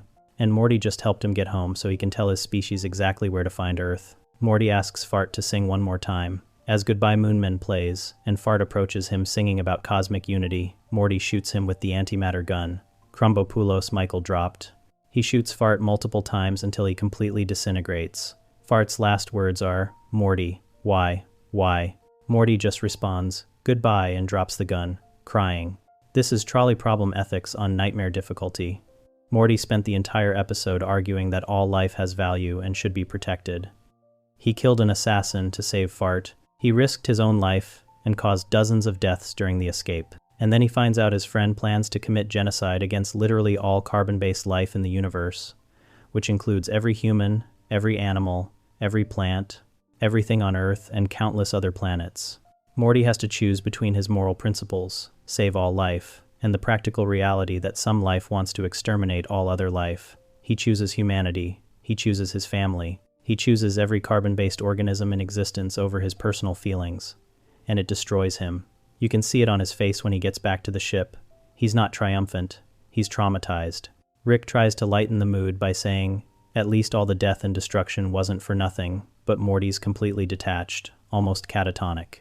The episode ends with Rick picking up the wrong Jerry from the Jerry Bury daycare, which is honestly the perfect punchline after that emotional gut punch. Nothing matters, not even which Jerry you take home. But for Morty, everything just changed. He learned that doing the right thing doesn't always feel right. Sometimes it feels like murder, because it is murder. Justified, necessary, saves the universe murder, but murder nonetheless. This is the moment Morty stops being purely idealistic and starts understanding Rick's worldview. Not completely. He's still got plenty of character development ahead where he'll make terrible decisions. But this is where the innocence dies. Morty thought saving lives was simple. You save them. Done. Except sometimes the life you save wants to kill everyone you know and love, and your only option is to become the thing you were trying to stop. The smartest part of Morty's decision isn't the choice itself. It's the method. He doesn't try to reason with Fart. He doesn't give a speech about why Fart is wrong. He doesn't warn Fart or threaten him. He asks Fart to sing, gets him close and vulnerable, and shoots him when he's not expecting it. That's calculated. That's cold. That's Morty, learning that sometimes you can't negotiate with someone who views your entire existence as a disease. You just have to end the threat. Rick probably taught Morty that lesson without meaning to. All season, Rick's been showing Morty that the universe doesn't care about your feelings or your morals. The universe just is. And sometimes, to protect what you love, you have to make choices that haunt you forever. Morty made that choice. He killed his friend to save his species. And he'll carry that weight for the rest of his life. The episode doesn't try to make Morty feel better about it either. There's no reassurance. No, you did the right thing speech. Rick makes a fart joke and they go pick up Jerry. Because life just continues after you do something horrible, even when that horrible thing was necessary. Welcome to adulthood, Morty. It sucks here. Morty killed his friend to stop a cosmic genocide, then later calmly disarmed one of Rick's drunk-built bombs, proving how much he's adapted to surviving Rick's chaos. Now let's go back to Vindicators 3, when Morty casually disarms a neutrino bomb, while superhero drama unfolds in the background. While the remaining Vindicators are busy having relationship meltdowns over cheating scandals and dead alien babies, Morty's over there preventing a planetary explosion like it's just another Tuesday. Which, for Morty, it basically is. In episode 4 of season 3, after drunk Rick has already killed half the Vindicators with elaborate traps, they end up in a room with a basketball hoop and a neutrino bomb set to explode in 5 minutes. Drunk Rick's instructions are characteristically useless. Something about making 5 three-pointers and learning a lesson about how selfish they are. Also Hawaii for some reason. Rick was extremely drunk when he set this up. Morty immediately assesses the situation and divides the labor like he's running a project management seminar. You guys hit the baskets. I'll disarm the drunkenly improvised neutrino bomb. Then he adds, genuinely helpful. There's a 40% chance it's a dud, but you should still stay back. That's Morty, acknowledging his grandfather's blackout engineering might be faulty, while simultaneously protecting everyone from potential nuclear annihilation. Multitasking at its finest. Rick joins him at the bomb, probably to supervise or criticize or both, and they start working on it together. This is where it gets interesting. Rick's frantically searching for the lead wire, which is apparently crucial for disarming the device, and he can't find it. "Where the fuck is the lead wire?" he yells, which is not the kind of thing you want to hear from the guy who supposedly knows how to defuse the bomb he's currently defusing. Morty doesn't panic. He just says, calm as anything, "You always put it in the weirdest place." Like he's helping Rick find his car keys, not the component that determines whether a planet explodes. Then Morty starts checking locations. Over here maybe? He's methodically going through the places Rick typically hides components in his drunk-engineered explosives. This implies Morty has seen enough of Rick's bombs to recognize patterns in how Rick constructs them, even when Rick's blackout drunk. Think about that for a second. Most 14-year-olds can barely remember where they left their phone. Morty's out here with a mental database of his grandfather's inebriated bomb-building tendencies. Oh yeah, when Rick's wasted, he usually hides the lead wire behind the secondary flux capacitor or whatever. Let me check there. That's pattern recognition earned through repeated exposure to life-threatening situations. Rick even acknowledges how bad the bomb is. Jesus Christ, what a shitty neutrino bomb. It's a miracle I actually ever destroy anything. He's insulting his own drunk craftsmanship while they're actively trying to stop it from killing everyone. That's the kind of quality control you get when your engineer is huffing alien substances between trap installations. While Morty's doing actual technical work, the Vindicators are having an emotional breakdown on the basketball court. Alan Rails just found out his ex-wife Supernova had an affair with Million Ants, and they made a baby that died because it was half a million ants and half a collapsing star. Million Ants is screaming 1 million times better at Alan. Supernova's creating force fields to trap them. It's Jerry Springer, but with superpowers and higher stakes. And in the middle of this absolute chaos, Morty and Rick successfully disarm the bomb. The device powers down. Morty doesn't celebrate or call attention to it. He just prevented a nuclear explosion during an alien divorce fight and moved on with his day like he just finished his math homework. Rick even makes a comment about it later. Morty, how many of these? And Morty, clearly exhausted by this point, snaps back. Too many, Rick. Too many. This isn't Morty's first rodeo, defusing Rick's drunk explosives. This is apparently a recurring situation in their adventures. Morty's developed bomb disposal as a life skill, the way other kids develop piano or soccer. The smart part is that Morty has studied Rick's construction methods well enough to troubleshoot them under extreme pressure. He knows Rick's habits. He knows where Rick hides components. He knows the typical flaws in Rick's drunk engineering. Morty's basically become a Rick bomb specialist through nothing but repeated traumatic exposure and paying attention. Compare this to the pilot episode where Morty couldn't even operate the grappling shoes without breaking his legs. That Morty would have looked at a neutrino bomb and had a panic attack. This Morty calmly works through the problem while superheroes lose their minds in the background. Character development looks like becoming desensitized to planetary annihilation while developing niche technical skills. The episode doesn't make a big deal out of this moment because it's not supposed to be impressive for Morty anymore. It's just competence. Basic survival skills, when your grandfather regularly builds weapons of mass destruction while blackout drunk. Other kids learn to drive. Morty learns to prevent nuclear holocaust. Different families have different priorities.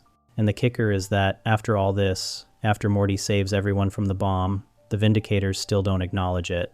They're too busy dealing with their relationship drama. Morty prevented them all from dying, and nobody even says thank you. That's the Morty experience in a nutshell. Doing crucial technical work, while everyone else gets the spotlight for being dramatic. Rick knows, though. Rick sees Morty troubleshoot his drunk engineering, and doesn't even question it, because Rick knows Morty's been paying attention this whole time. Morty's been learning. Not because Rick's teaching him, but because Morty's survival depends on understanding how Rick's mind works, even when Rick's mind is soaked in alien alcohol and spite. That's taking your bad circumstances and developing the exact skills needed to survive them. Morty turned, "My grandpa builds bombs while drunk," into, "I can disarm bombs my grandpa builds while drunk." Silver linings and all that. Morty calmly defused one of Rick's drunken bombs like a pro, then later weaponized portal physics, and cut off his own hand to create a singularity and kill his attacker. Now let's talk about when Morty literally cut off his own hand under a moving train to murder someone using portal physics. Not metaphorically. He severed his hand, dropped it through an interdimensional portal, and weaponized causality paradoxes like he was speedrunning a physics PhD while bleeding out on railroad tracks. That's the kind of problem-solving you develop when your grandfather is Rick Sanchez, and therapy isn't covered by your insurance. In episode 9 of season 5, called Forgetting Sarek Mortschel, Morty accidentally spills Rick's portal fluid on himself, creating a small portal in his palm. He meets Nick through this portal, a guy who has a portal in his thigh and claims to be another victim of Rick's abuse. They bond over their shared trauma, break out of a mental asylum together, and form the Portal Boys, which is exactly the kind of name two guys with body portals would come up with. Except Nick's been lying the entire time. He wasn't a victim. He was an opportunistic psychopath who tried to steal Rick's portal gun at a bar and got catapulted to Australia for his troubles. The mental breakdown was real, but the victimhood was performance art. Nick reveals he's been manipulating Morty to gain access to Rick's tech, and now that Morty won't play along, Nick's gonna kill him. Standard Tuesday for Morty, honestly. Nick runs Morty's car off the road and corners him on train tracks. Classic villain move, very tie the damsel to the railroad energy, except the damsel is a traumatized teenager who's been to enough dimensions to know how this goes. Nick's got Morty pinned, the portals connect them together like some kind of cursed friendship bracelet, and there's a train coming. Most people would panic, most people would beg, Morty does math. Here's the thing about portals. They connect 2 points in space. Morty has a portal in his hand, Nick has a portal in his thigh. They're linked. And if Morty can get something into his hand portal that creates a feedback loop with Nick's portal, he can generate a singularity. A singularity is what happens when physics gets confused and decides to divide by zero. It's bad news for anyone caught in it. In this case, Nick. So Morty severs his own hand under the train wheel, just puts his hand on the tracks, and lets a multi-ton locomotive do the amputation.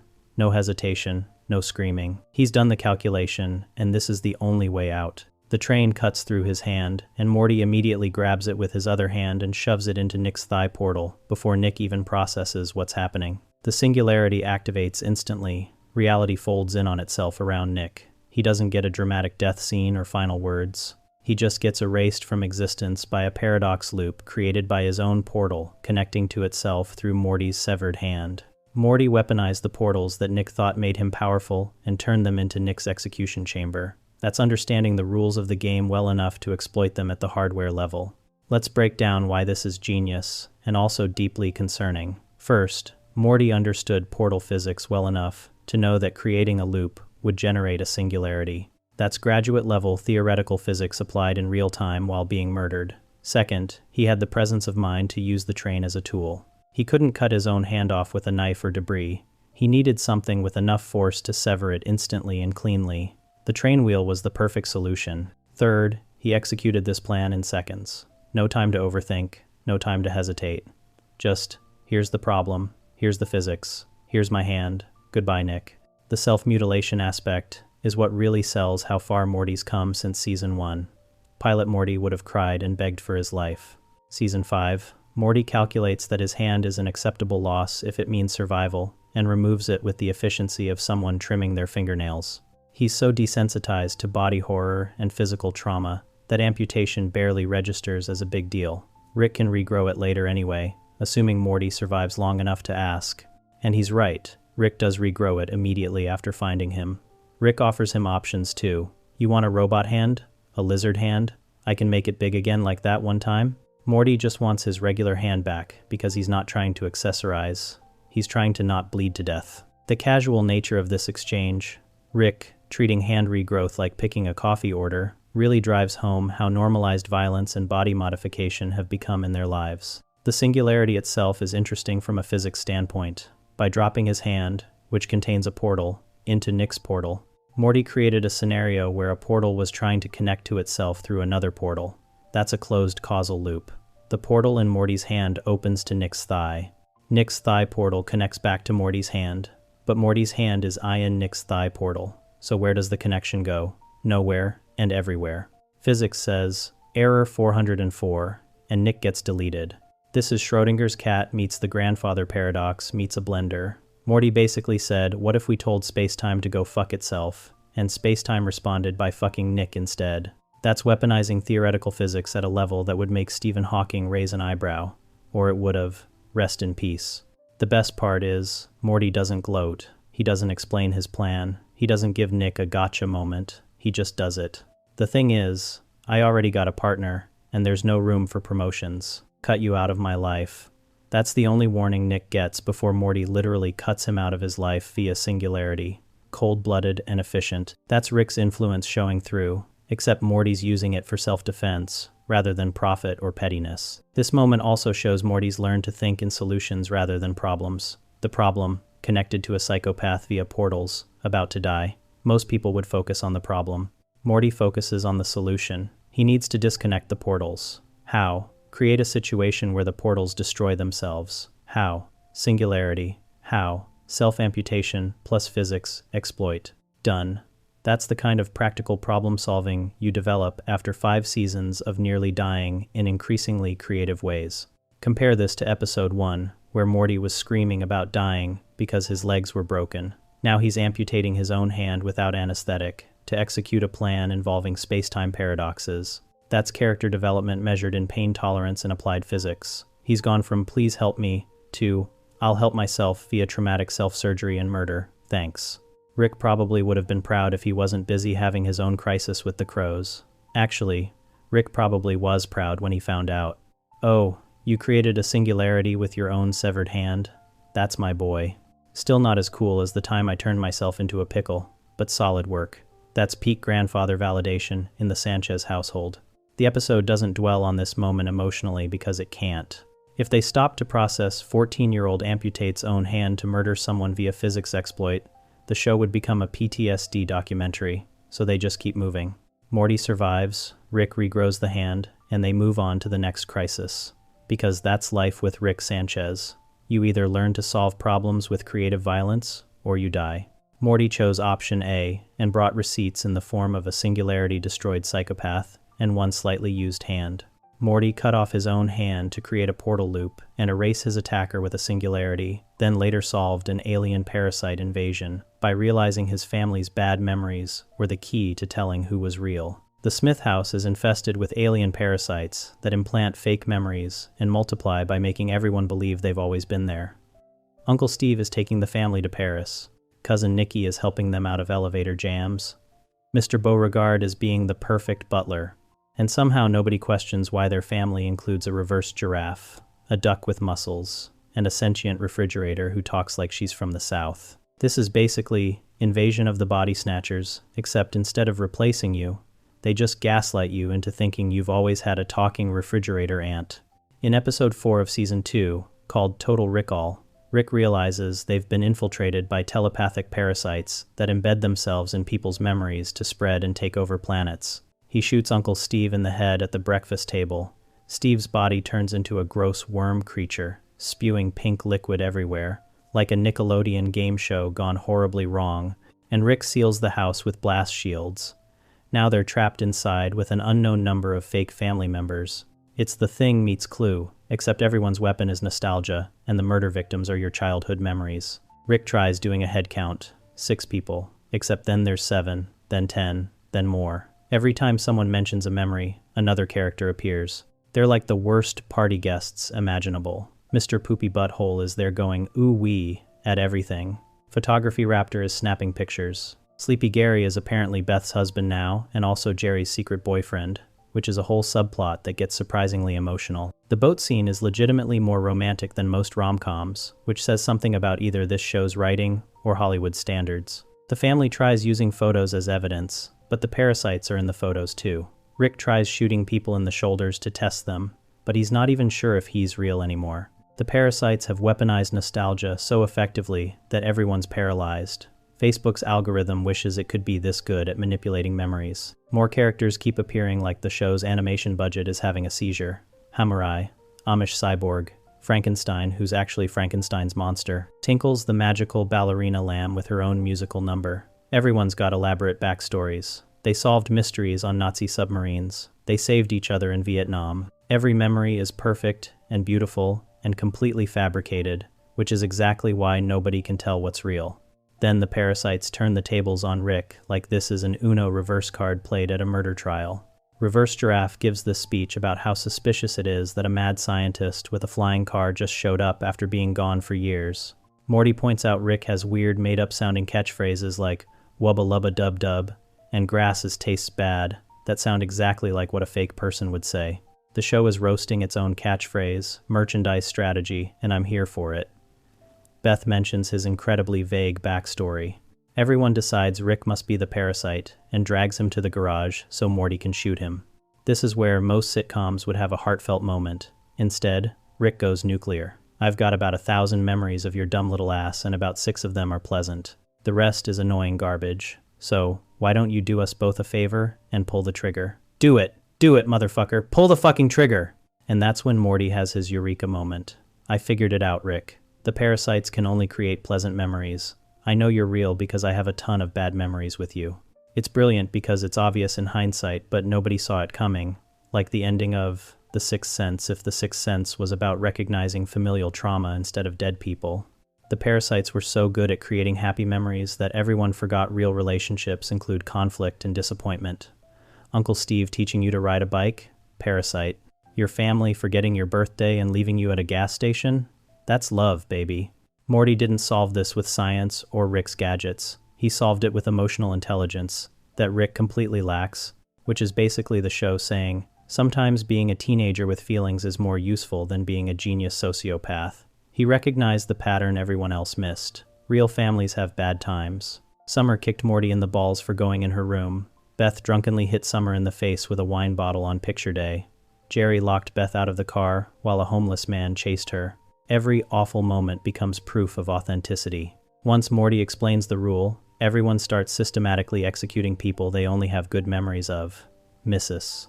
Refrigerator tries to save herself with a roller coaster memory, but Beth correctly points out roller coasters are thrilling, not bad, so she gets shot. That's a level of semantic precision most people don't apply when committing murder. Pencilvester can't think of a single awkward moment, so Morty kills his sentient pencil friend without hesitation. Tinkles professes her love for Summer and gets blasted immediately. It's a massacre fueled by family dysfunction, and it works because their family is genuinely dysfunctional enough to survive the test. The carnage ends with Beth shooting Mr. Poopy Butthole, who turns out to actually be real and spends months in the hospital recovering. Oops. Turns out you can have purely positive relationships with people. Beth just assumed that was impossible based on her own family experience, which is the saddest cell phone in television history. Mr. Poopy Butthole doesn't press charges, but asks the family to leave him alone forever, which is probably the healthiest boundary anyone sets in this entire show. The show literally made us feel bad for a character named Mr. Poopy Butthole. That's impressive. Manipulation. Morty saved the world by recognizing that real relationships are complicated and messy and include all the parts that suck. The parasites failed because they didn't understand that dysfunction is the glue holding families together, like emotional duct tape, barely keeping everything from falling apart. They thought they could infiltrate by being perfect, but perfection was exactly what gave them away. Sometimes the smartest move is just accepting that everyone you love has hurt you at some point, and that's how you know they're real. It's dark, it's cynical, it's absolutely correct. And it's the kind of insight that only comes from a 14-year-old who's been traumatized enough to recognize that trauma is proof of existence. Tap subscribe and join us for more deep dives. Rick transfers his consciousness into a teenage clone body to hunt vampires at their high school. Because apparently, when your lunch lady gets murdered with 2 holes in her neck and all her blood drained, the appropriate response is, let's make Grandpa a teenager. Summer pitched this idea, which means Summer is directly responsible for creating the most popular kid at Harry Herpson High School and also nearly killing her grandfather. Consequences are fun. In episode 7 of season 2, called Big Trouble in Little Sanchez, Rick initially refuses Summer's request, because why would he ever voluntarily return to the zit-covered, hormone-addled, low-stakes ass world that is high school? Valid point. But Rick gets bored, remembers he was a jerk to Summer, and decides to transfer into a younger clone of himself. Enter Tiny Rick, who immediately becomes the coolest person at school, throws parties, plays guitar, and makes Mr. Goldenfold give everyone the day off. Living the dream. Everyone loves Tiny Rick. Students love him. Teachers love him. Morty loves him because Tiny Rick is helping him get close to Jessica. The teenage clone body comes with all the perks of youth, none of the responsibilities, and infinite swagger. Tiny Rick is what every middle-aged person wishes they could be. A do-over with all their current knowledge, but none of the back pain. It's basically the plot of every body swap movie except Rick actually engineered it himself instead of wishing on a magic fortune cookie. But Summer notices something's wrong. While everyone else is enjoying Tiny Rick's guitar performances and cool kid energy, Summer's actually listening to the lyrics. Let me out. What you see is not the same person as me. My life's a lie. I'm not who you're looking at. Let me out. Set me free.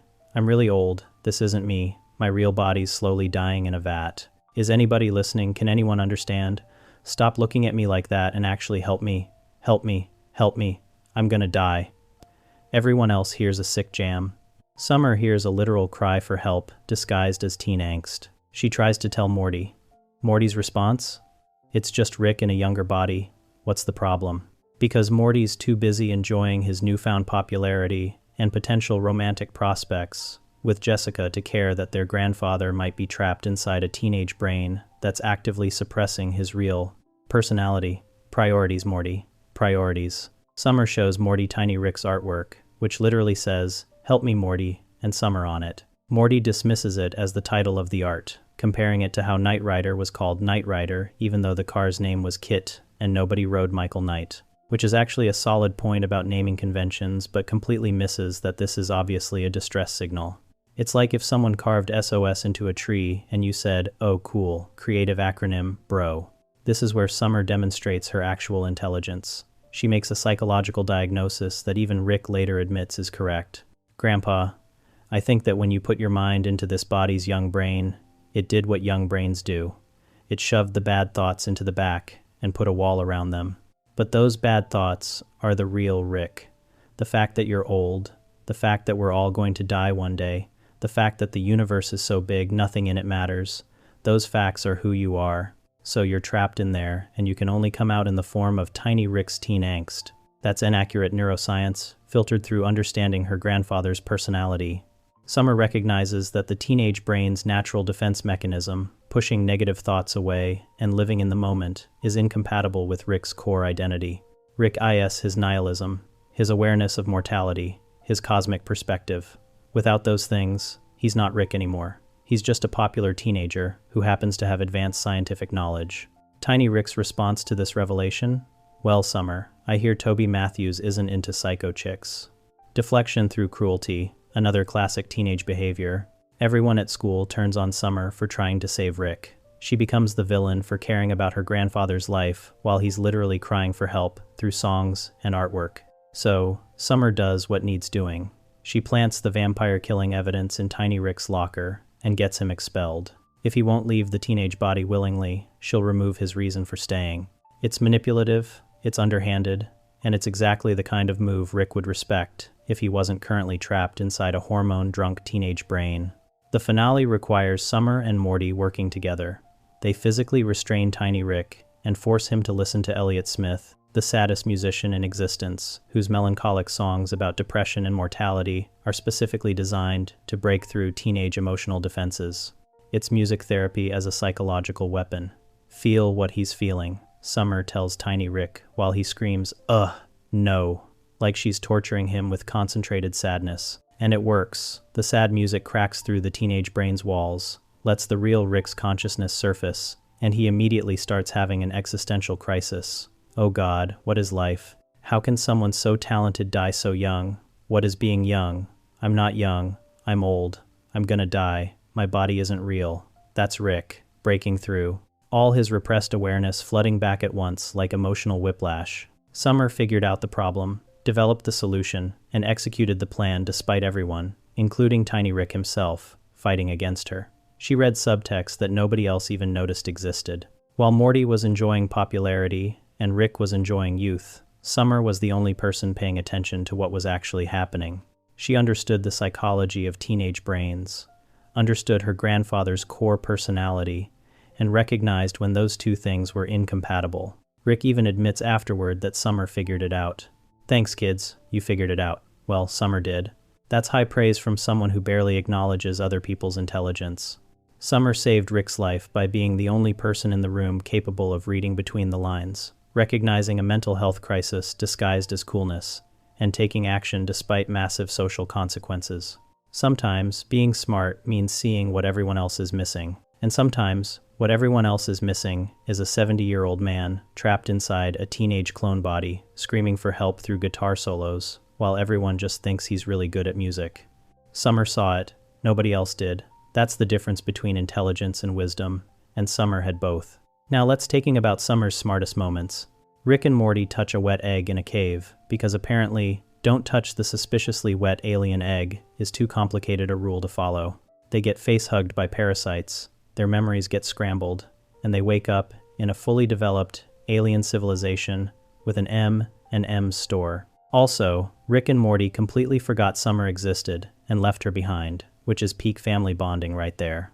In episode 7 of season 4, called Primordius, the family accidentally abandons Summer on an alien planet inhabited by face-hugging parasites. These aren't your garden variety Alien franchise knockoffs either.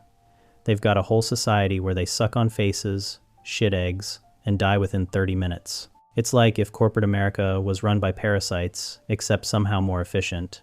Rick and Morty spend the episode wearing dead facehuggers as disguises like the world's most disturbing Halloween costume. Morty discovers he's a celebrity, with propaganda posters everywhere saying, "The future is Glorzo." Rick finds out he helped these aliens build a massive invasion fleet aimed at Earth because past Rick apparently couldn't resist helping aliens build weapons of mass destruction. Standard Rick behavior. Then they remember Summer exists and decide to rescue her with unnecessarily badass sword armor because Rick wanted to look cool while committing genocide. Except when they find Summer, she's wearing a cape and sitting on a throne. Not metaphorically, actual cape and throne situation. Rick says, Sum, come with us if you want to live at a lower standard than this, I guess, followed by, God damn. Translation, Summer's living better than them, and everyone knows it. Summer's response to her rescue attempt, seize them. She orders her alien guards to arrest Rick and Morty like she's been practicing villain lines in the mirror. Rick immediately goes, "Summer, you bitch," which seems fair when your granddaughter orders your execution after you came to save her. Here's what actually happened while Rick and Morty were playing dress-up with dead parasites. Summer got left behind on the alien planet. The facehuggers tried to assimilate her. And Summer had a toothpick in her mouth. That toothpick blocked the facehuggers from latching onto her face and implanting their eggs. A piece of wood saved her life, because aliens didn't account for humans having random objects in their mouths for aesthetic purposes. Summer later says, "I'm a toothpicker now, get used to it." Like having a toothpick is a personality trait. Rick immediately calls her out. "God, are you that desperate for a thing?" Summer doubles down. "It is my thing. Just like yours is dying alone, and yours is jerking off." She's defending her toothpick identity with the energy of someone who knows it's ridiculous but commits anyway. Unable to infect Summer, the facehuggers decided to worship her instead and made her their empress. Full god-empress situation, where they're building her monuments and calling her amazing. One alien says, "When we met, we were just shitting eggs in a cave, but you showed us life is about more than that. It is about living." Summer accidentally invented philosophy for a species whose entire existence was a 30-minute cycle of reproduction and death. There's even a whole musical number where the aliens sing about how Summer showed them there's more to life than laying eggs and dying. They're singing, "Glory to Glorzo means glory to me. If we're only making eggs, are we ever making Glorzo free?" And "Glory to Glorzo means glory to me. We got too many eggs and not enough society." It's a full Broadway-style rebellion song about self-determination performed by parasitic facehuggers. The absurdity writes itself. But here's where Summer maybe got too into the God Empress role. She helped them build missiles, big missiles, universe-reaching missiles. The aliens are planning galactic conquest. One alien explains, "With these missiles we will be able to reach the entire universe," and adds, "Honestly, Summer, I can't thank you enough." Then he says the quiet part out loud. "We say it all the time, but I guess all is Glorzo." They're going to spread Glorzo across the cosmos, and Summer helped them do it. Summer realizes this might be bad and tries to get Morty off his alien host. She tells the alien, "You've been great, Steve, but we've been thinking it's time for a new chapter." The alien, understandably upset, says she doesn't care about us. She just wants her host back. Summer's empire is collapsing because her subjects figured out she's only there for her family, not for Glorzo. When Rick and Morty try to escape with Summer, she orchestrates a fake execution plan. She tells the aliens the punishment is death by getting their car, and to make sure the sentence is passed, I shall be joining them in the car, and we shall drive away and die. The aliens buy this completely. Summer convinced an entire civilization that being put in a car is a death sentence worse than actual execution. One alien tries to stop them, yelling, she's trying to escape with her family. This guy finally figures out the obvious con. He even calls himself the whiny guy you never want to hear from, and says, "My time to shine," right before the other aliens order Summer's execution. He was right, but nobody listened because he framed himself as annoying first. Summer tells Morty, "Plan B, Morty now," and Morty starts playing harmonica, badly. The aliens start screaming and dying because apparently Morty's harmonica playing is so terrible it's lethal to face-hugging parasites. One alien screams, "This is what we get for evolving," as their entire civilization collapses. Rick even says, "Jesus, Morty, that sucks," because the harmonica is objectively awful, but also effective as a weapon. Rick and Morty end up destroying most of the civilization while escaping, accidentally undoing all of Summer's progress in about 30 seconds. Summer built an empire, advanced a species beyond their biological programming, gave them art and culture and architecture, then left them to die while her brother played bad harmonica. That's arguably crueler than just letting them continue their simple cycle of egg shitting and death. The aliens who survive are devastated. They're screaming at Rick and Morty, "We thought you were evil." And Rick says, "We had a giant tower that blared Glorzo is peace. Like that somehow makes invasion okay." The aliens respond, "We hate you the most," to Summer specifically. She got the special hatred reserved for false prophets and disappointing messiahs. Summer didn't plan any of this. She got abandoned, improvised with a toothpick, and accidentally became a civilization-building deity. She understood these aliens well enough to give them purpose beyond biology, created social structures, and advanced their technology to spacefaring capability. Then she destroyed it all to save her family. That's anthropology, sociology, political science, and mass destruction rolled into one accidental dictatorship. Sometimes being smart is just having random objects in your mouth that prevent alien infection, then rolling with the subsequent worship until you need to leave. Build an empire out of spite, arm them with missiles, teach them philosophy through song, then abandon them when it's convenient. That's the Summer Smith way. Adaptability, resourcefulness, and the kind of chaotic problem-solving that only happens when you're a teenager who refuses to die because your grandfather forgot you existed. Summer became a god empress with a toothpick, built missiles, then later used Wolverine claws to follow Rick's plan and save both Beths from a monster. Rick, Morty, and Jerry accidentally reset themselves back to their original dimensions because Rick tried to fix portal travel and instead sent everyone home like the universe's worst Uber driver. Now they're scattered across realities, and Summer's the only one left who can help them get back.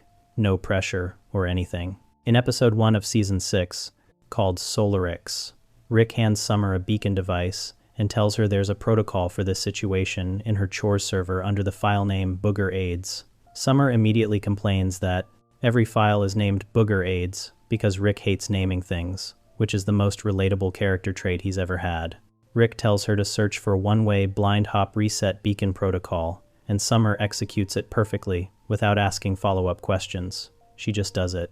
Jerry's standing there complaining about how much time Rick wasted, but Summer's already got the protocol running. Summer heads down to Rick's secret basement, where she's got a whole workstation that prints out instructions like she's been doing this for years. The system gives her a glowing coin, which she puts into a vending machine. Out comes a pair of Wolverine claws. Not toy Wolverine claws. Actual, retractable metal claws that absorb into her skin and pop out from her knuckles. Rick pays Summer in mutant superpowers for doing his chores, which is either the best or worst allowance system ever invented. Space Beth shows up and sees Summer gearing up. Dad's got you in the family business too, huh? Summer's response is basically, yeah, Morty's an easy mark, but Rick pays better. Then she asks both Beths if they want to come loot the Citadel with her. Space Beth initially tries to leave because she's got galaxy saving to do, but Summer hits her with a, please, and Space Beth folds immediately. Home Beth pretends to be excited about adventure, but you can tell she's not thrilled about the family dynamic here. They fly to the ruined Citadel and find scavengers looting the wreckage. Summer says, if they shoot at us, I'm allowed to. And before she finishes the sentence, the scavengers shoot at them. Summer unsheaths her claws and goes full berserker mode, slicing through aliens like she's auditioning for an X-Men reboot. She yells, Space Mom, get in on this. And Space Beth starts shooting with her finger bullets, because apparently Space Beth has detachable finger projectiles now. Home Beth tries to help, but keeps apologizing while failing to kill one scavenger, shooting them multiple times at point-blank range until Space Beth mercy kills them with a chest shot. Summer places the beacon so Rick can find them. The beacon starts flashing blue and she says, come and get us. Then Rick radios in with bad news. Way worse things than him can see that beacon too, and Summer needs to protect it while he grabs Morty. Summer realizes she's about to fight space monsters to protect a glowing target while Rick does his own thing, which is basically every babysitting job ever except with higher stakes and more dismemberment. The space monsters attack. They're big, they're gross, and there's a lot of them. Summer's fighting alongside both Beths when suddenly both moms get swallowed whole by one of the creatures. Summer watches her mother and her space-traveling alternate mother disappear into a monster's mouth and has to keep fighting because the beacon needs protecting, and panicking doesn't help anyone. Inside the monster's stomach, both Beths are still alive thanks to fifth-dimensional stomach juices that apparently don't digest immediately. They're having a sitcom argument about parenting and who abandoned who, while being slowly dissolved by alien biology. Home Beth apologizes for the fight. Space Beth admits she's glad Home Beth is there for Summer. Home Beth tells Space Beth not to let Summer mistake rejection for good taste. It's family therapy, except they're about to die. Then metal claws rip through the monster's stomach. Summer cuts through fifth-dimensional alien flesh, pulls both Beths out of the corpse, and says, Jesus, it'd be cool if you were around more. I don't want to get married. I'm 17. My affection is the wind. Don't try to compete for it. Then she pauses and adds, I could hear every word of that through the helmets. Thank fuck I only had to kill most of them. Summer listened to her moms argue about who's the better parent, while cutting through a space monster to save them, called them both out for their nonsense, and admitted she heard their whole conversation through the helmet comms. She's simultaneously saving their lives and roasting them for treating her affection like a custody battle. That's multitasking at a level most people can't achieve. All the dead monster corpses then merge together into one giant beast with multiple heads. It declares, and now we feast. like it's about to monologue its way through dinner. Rick crashes his space cruiser into it and sprays it with acid, killing it instantly. Rick says, "This emergency was oversold to me because apparently 2 Beths getting eaten alive and Summer fighting alone wasn't emergency enough for his standards." The smart part is that Summer executed a complex technical protocol, traveled to a dangerous location, fought off multiple waves of enemies, maintained her position, protecting the beacon, performed emergency surgery on a 5th-dimensional monster to extract her family members, and called out everyone's emotional dysfunction, all while Rick was busy trying to murder his nemesis. She handled an entire crisis solo while the supposed genius was distracted by revenge. Rick even acknowledges it. When he arrives, he tells Summer, "Gold star, always believed in you," which is the closest Rick gets to saying, "You're competent, and I trust you." Summer didn't need Rick's help. She needed his tech and his instructions, but the execution was all her. She's been doing Rick's chores long enough that she's developed actual combat skills and crisis management abilities. Compare this to Season 1 Summer, who just wanted to be popular and complained about family drama. This Summer has a secret basement workstation, knows multiple emergency protocols by file name, owns Wolverine claws, and can perform alien anatomy surgery under combat conditions. That's Summer being genuinely capable. The episode doesn't make a big deal out of it because Summer being competent is normal now. She's been Rick's backup plan enough times that she's developed her own skill set. Rick pays her in advanced weaponry, and she's earned it. Most teenagers get minimum wage at Taco Bell. Summer gets retractable adamantium claws and emergency rescue missions. Different priorities. Sometimes being smart means being prepared, following instructions correctly, and staying calm when your family members get eaten by space monsters. Summer did all three, while also cutting through alien flesh and processing family trauma in real time. She saved 2 versions of her mom because she paid attention during Rick's chores and learned how to use alien technology effectively. That's taking your shitty part-time job and turning it into genuine survival skills. Summer's not trying to be the smartest person in the room. She's trying to keep everyone alive while Rick handles his main character syndrome, and she succeeds. Both Beths walk away from being digested alive. The beacon stays protected, and Rick gets to continue his revenge quest. Summer held down the fort with Wolverine claws and attitude. Sometimes, that's all you need. Summer used Wolverine claws to save both Beths, then later beat alien terrorists by improvising instead of following die-hard tropes. Hit subscribe if you're enjoying the video. Rick and Morty get trapped inside a Roy video game at an arcade that's been taken over by alien terrorists. The power went out, the game restarted, and Morty's consciousness got splintered into 5 billion non-player characters. Rick jacks into the game as the player character Roy to collect all the Morty pieces before the game ends, and Morty dies for real. Meanwhile, outside the game, Summer's stuck dealing with armed aliens who've taken hostages at Blips and Chits. In episode 2 of Season 6, called Rick, A Mort Well Lived, Rick's trying to manage a crisis on 2 fronts. Inside the video game, he's explaining to billions of confused NPCs that they're all actually his grandson and need to get on spaceships. Outside the game, Summer's alone fighting terrorists with 0 backup. Rick keeps checking in with Summer through comms while he's dealing with video game Morty, and every time Summer interrupts him, he gets more annoyed because time moves differently in the game. He's losing a month per second out there. Rick tells Summer to do a Die Hard, and she has no idea what that means. Rick explains, sneak around, use air vents. Summer says, I'm 17. No, I've never seen Die Hard. Rick's response, well, neither did the guy in Die Hard, so you're nailing it. Good luck. Then he hangs up on her to deal with his video game cult problem. Summer's left alone to fight alien terrorists with the tactical advice of just wing it like Bruce Willis did. Here's where it gets interesting. The alien terrorist leader is named Johns, and Johns is absolutely obsessed with Die Hard. This alien has written multiple books about Die Hard. He explains that every sentient civilization across the galaxy eventually develops the same myth. In Centauri, it's called Tower Man. The Oriones have their Thornburg cycle. In Andromeda, it's called something like foolish to have imagined you'd be able to kill. They're all basically Die Hard. The difference is that cultures like his are aware of the movie's importance, and he's starting to doubt Summer could even recall a single line. Summer proves him right by yelling, walkie-talkie, Die Hard, mother, into a radio after killing one of his men, which is definitely not a Die Hard quote, but sounds vaguely action movie enough. Johns is confused but intrigued. He's met a fellow Die Hard enthusiast who apparently doesn't know anything about Die Hard. This breaks his brain a little. Summer starts picking off Johns' team one by one, And every time she does something, Johns tries to predict her next move based on Die Hard plot points. Except Summer hasn't seen Die Hard, so she's not following any of those patterns.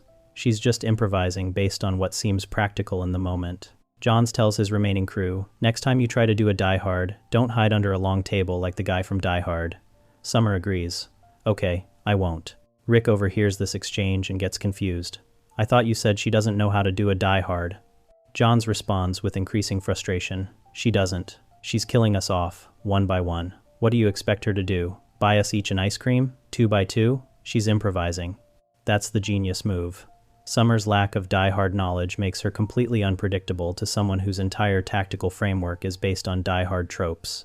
Johns can't anticipate what she'll do next, because she's not following the script. She's not recreating iconic scenes. She's just a 17-year-old girl with no formal training, making practical decisions about how to survive a hostage situation. And that's apparently more effective than decades of alien military strategy filtered through action movie homages. Johns sets an elaborate trap. He's going to wander the arcade unarmed and pretend to be a hostage. When Summer comes across him, she'll hand him an unloaded gun, like in Die Hard, and then he'll use it against her somehow. Except Summer doesn't hand him anything. She just shoots him. Immediately, no hesitation. No clever banter. Just bang, you're dead.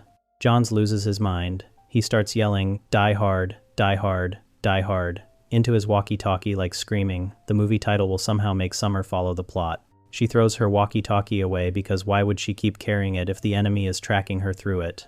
Basic tactical thinking. But to Johns, this is horrifying. She threw her walkie-talkie away. She hates Die Hard, which makes her the ultimate McClane. The climax happens when Johns finally corners Summer. He's captured her mom to use as leverage. He's monologuing about how Summer was a genuine McClane, a most worthy Yankee Doodle ruffian, but now it's come to an end. Then he asks if she has a gun taped to her back, which is apparently how Die Hard ends. Summer has no idea what he's talking about. It's how Die Hard ends. Doesn't matter now. Summer's genuinely confused. Die Hard tapes a gun to his back. That's the end of your perfect movie that you've patterned your whole criminal life after. Johns realizes Summer knew the characters' names the whole time. Hans Gruber, John McClane. She wasn't completely ignorant. Summer admits she found his book in the bathroom and read it while taking a shit. Mostly just the ending. She learned everything she needed to know about Die Hard from skimming the last chapter of an Aliens Die Hard fan book while on the toilet. This reveal destroys John psychologically. His entire identity is built around being a Die Hard expert, and Summer beat him by reading a book summary during a bathroom break. She didn't need to watch the movie. She didn't need to study his tactics. She just needed to not follow the script he expected her to follow. And when she finally did learn about Die Hard, she used that knowledge to mock him instead of emulate him. Rick shows up at the end and saves Summer by shooting Johns, but Summer had already won the psychological battle. She spent hours fighting off trained alien terrorists by just doing whatever seemed smart in the moment, unbound by genre conventions or action movie tropes. Her ignorance was her superpower. Every film student and military strategist in the galaxy would have tried to recreate Die Hard. Summer just tried to not die. The episode even has a meta joke about this at the very end. 2 of Johns' surviving crew members are standing outside with a protest sign that says, I hate everybody, because they couldn't figure out who to be racist against anymore. One says, I think it's the sign, and the other responds, well, the sign from Die Hard 3 was clearly racist, obviously. But I think we went too broad. They're so bound by Die Hard references that even their racism has to follow Die Hard plot points. Summer won by being herself, a 17-year-old who hasn't seen a 30-year-old action movie and doesn't care about following tropes. Sometimes the smartest move is just not knowing what you're supposed to do, because the person trying to kill you spent their whole life preparing for someone who did. Summer's complete lack of film literacy saved her life. That's probably not the lesson the episode intended, but it's the one we got. Summer beat alien terrorists by improvising instead of following Die Hard, then later saved Rick and Morty from a murder-suicide pact by calmly executing Scenario 4, like it was just another chore. Rick and Morty get trapped in Rick's secret memory archive after Morty looks into the eyes of a truth tortoise and learns everything about the universe. Rick shows Morty the underground room where he stores all the traumatic memories Morty has begged him to erase over the years. They're color-coded in vials, blue for Morty's mistakes, purple for family mistakes, and red for Rick's mistakes. Except, Rick claims he doesn't color code things because I'm not a mouse in a European children's book, which is obviously a lie. In episode 8 of season 3, called Morty's Mind Blowers, things go sideways when Morty discovers Rick has been removing memories without asking. Any memory where Rick looked foolish or made a mistake. Every time Rick was wrong. Every time Morty was smarter than him. Every time Rick was embarrassed. Gone. Erased. Filed away so Morty would never remember that Rick isn't actually perfect. Morty snaps. He attacks Rick. They fight over the memory-erasing helmet device. In the struggle, they both get their memories wiped completely. Total reset. Rick and Morty wake up in a room full of glowing memory vials with zero idea who they are or why they're there. They don't remember each other. They don't remember their names. They don't remember anything. Rick starts investigating like he's Sherlock Holmes. I think I'm an elderly man, and we appear to be in some kind of secret confined space. Morty's looking around going, I think I'm an adolescent boy. They find a DVD case for men in Black 2 and assume they must be partners who fight aliens. Rick deduces that the technology involves memory based on the helmet contraption. They're piecing together their identities from context clues, like they're playing the world's most depressing escape room.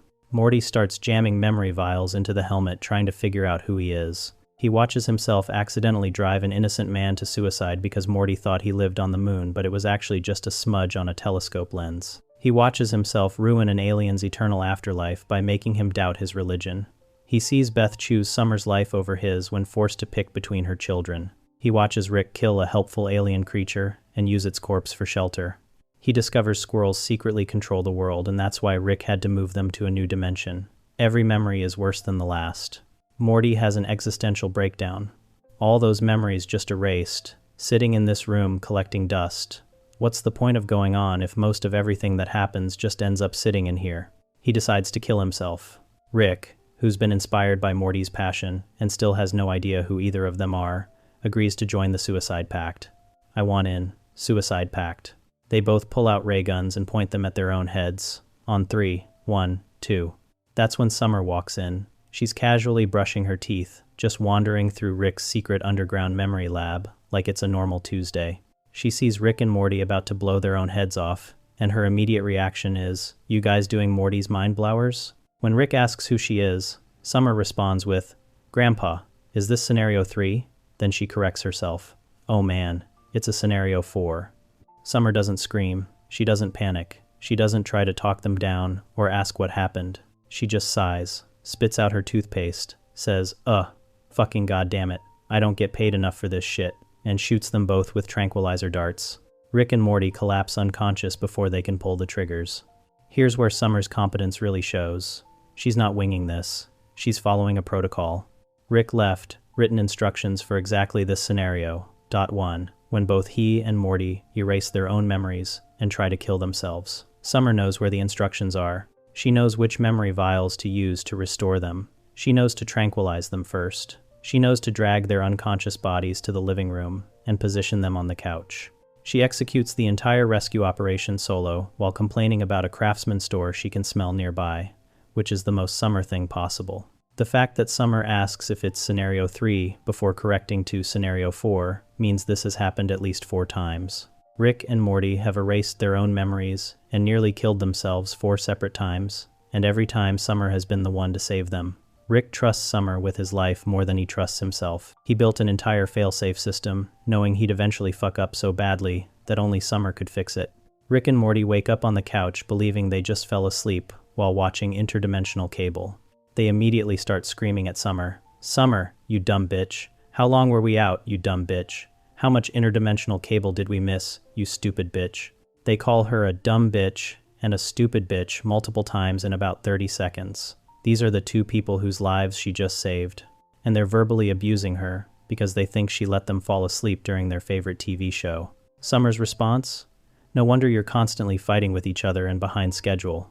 That's it. No explanation. No, I just saved your lives. No, you were about to commit suicide." Just a meta joke about the real-world production delays of Rick and Morty Season 3, where co-creators Dan Harmon and Justin Roiland were rumored to be fighting, causing the season to run behind schedule. Summer breaks the 4th wall to roast them for their dysfunction, then walks away. The smart part is that Summer has this protocol memorized. She recognized the scenario instantly. She didn't need to look up which vials to use, or what order to do things in. She's done this enough times that it's routine. Finding Rick and Morty about to murder-suicide themselves is just another day in the Smith household, apparently. Compare this to Season 1 Summer, who collapsed and cried after watching Rick freeze someone into pieces. That Summer held a candlelight vigil. Season 3 Summer finds her grandfather and brother with guns to their heads and responds with the emotional energy of someone dealing with a clogged toilet. Again? Fine. She's been so desensitized to Rick and Morty's catastrophic disasters that saving them from suicide is just an annoying chore that interrupts her teeth-brushing routine. Rick even built the contingency plan, knowing Summer would be the one to execute it. Not Beth, not Jerry, not even himself. Summer. He trusts her to save them when they can't save themselves. That's Rick, admitting Summer is more reliable than he is in a crisis. Rick Sanchez, the smartest man in the universe, programmed Summer as his emergency backup because he knew he'd eventually need someone smarter than his own self-destructive impulses. The episode doesn't make a big deal out of this because it's not supposed to be impressive anymore. It's just what Summer does. Rick and Morty go on adventures and nearly die. Summer stays home and saves them when they inevitably fuck up. Different family members have different roles. Rick invents things. Morty suffers trauma. Summer prevents murder-suicides. Standard division of labor. Sometimes being smart means being prepared for worst-case scenarios. And sometimes the worst-case scenario is that the two smartest people you know will accidentally erase their own memories, go through an existential crisis, and decide mutual suicide is the logical solution. Summer was ready. She had the tranquilizer darts loaded. She knew exactly which colored vials to use. She saved their lives, and then let them yell at her without bothering to correct them, because explaining would take more effort than just accepting their abuse and moving on with her day. That's understanding Rick and Morty well enough to know they'll never appreciate what she does, so why waste energy expecting gratitude? Summer saved them from death, got called a dumb bitch 17 times, made a meta joke about the show's production delays, and went back to whatever she was doing before. Peak efficiency. Now let's talk about Beth's smartest moments. Beth discovers her childhood best friend Tommy was trapped for decades in Fruppyland, the pocket dimension Rick created as her personal playground. Tommy survived by having intercourse with Fruppyland creatures, creating hybrid offspring, then eating them in an endless cycle of cannibalistic incest. He's now worshipped as a god by his least delicious children. Beth realizes she could have been the one trapped there and confronts Rick about being a terrible father. Called The ABCs of Beth, this confrontation leads to a bigger conversation about Beth's life choices. Rick points out that Beth is like him, intelligent, creative, and trapped by family responsibilities she resents. Beth admits she sometimes wishes she could just leave, have adventures, be free from the mundane obligations of suburban motherhood. She feels guilty about this, like wanting freedom makes her a bad person. Rick offers her a solution. He can make a clone of Beth, perfect duplicate with all her memories, personality, and love for her family. The clone would stay and be the perfect mother, while the real Beth goes off to have adventures across the universe. Nobody would know. The family would be happy. Beth would be happy. Everyone wins. Beth considers it seriously. She's tempted. Really tempted. The idea of escaping her life without anyone getting hurt is exactly what she's always wanted. But she's also terrified of what that choice says about her. If she chooses to leave, does that make her like Rick? Does it make her a bad mother? Does it prove Jerry was right about her being selfish? Rick sees her struggling and adds one more element. I'll never tell you what you decided. He'll erase his own memory of whether Beth stayed or left. That way, Beth will never know if she's the real Beth who chose her family, or the clone Beth who was created to replace her. Both versions of Beth would have identical memories of making a choice. Both would be equally uncertain about which choice they made. This is where Beth makes the genuinely smart decision. She chooses not to know. Most people would demand certainty. They'd need to know if they're real or not. They'd consider the question of their own authenticity to be fundamentally important. But Beth recognizes something profound. If both versions of her would love her family, both would want to be there, and both would be functionally identical, then the metaphysical question of which one is real becomes meaningless. Think about the implications. If Beth stayed, she's the real Beth, choosing her family over adventure. If Beth left, she's a clone programmed to love her family. But that love is just as genuine because it produces identical behavior and feelings. Either way, the Beth sitting with her family loves them. The truth of her origin doesn't change the truth of her emotions or actions. This is high-level philosophical reasoning. Beth's essentially solving the problem of personal identity by declaring it irrelevant. She's recognizing that consciousness and identity are defined by continuity of experience and memory, not by some essential realness. If the clone has all her memories and would make all the same choices, then in what meaningful sense is the clone not her? Compare this to how most people approach existential questions. People obsess over authenticity, over being the real version of themselves, over whether their choices are truly their own or determined by biology and environment. Beth cuts through all that by asking, does the answer actually change anything?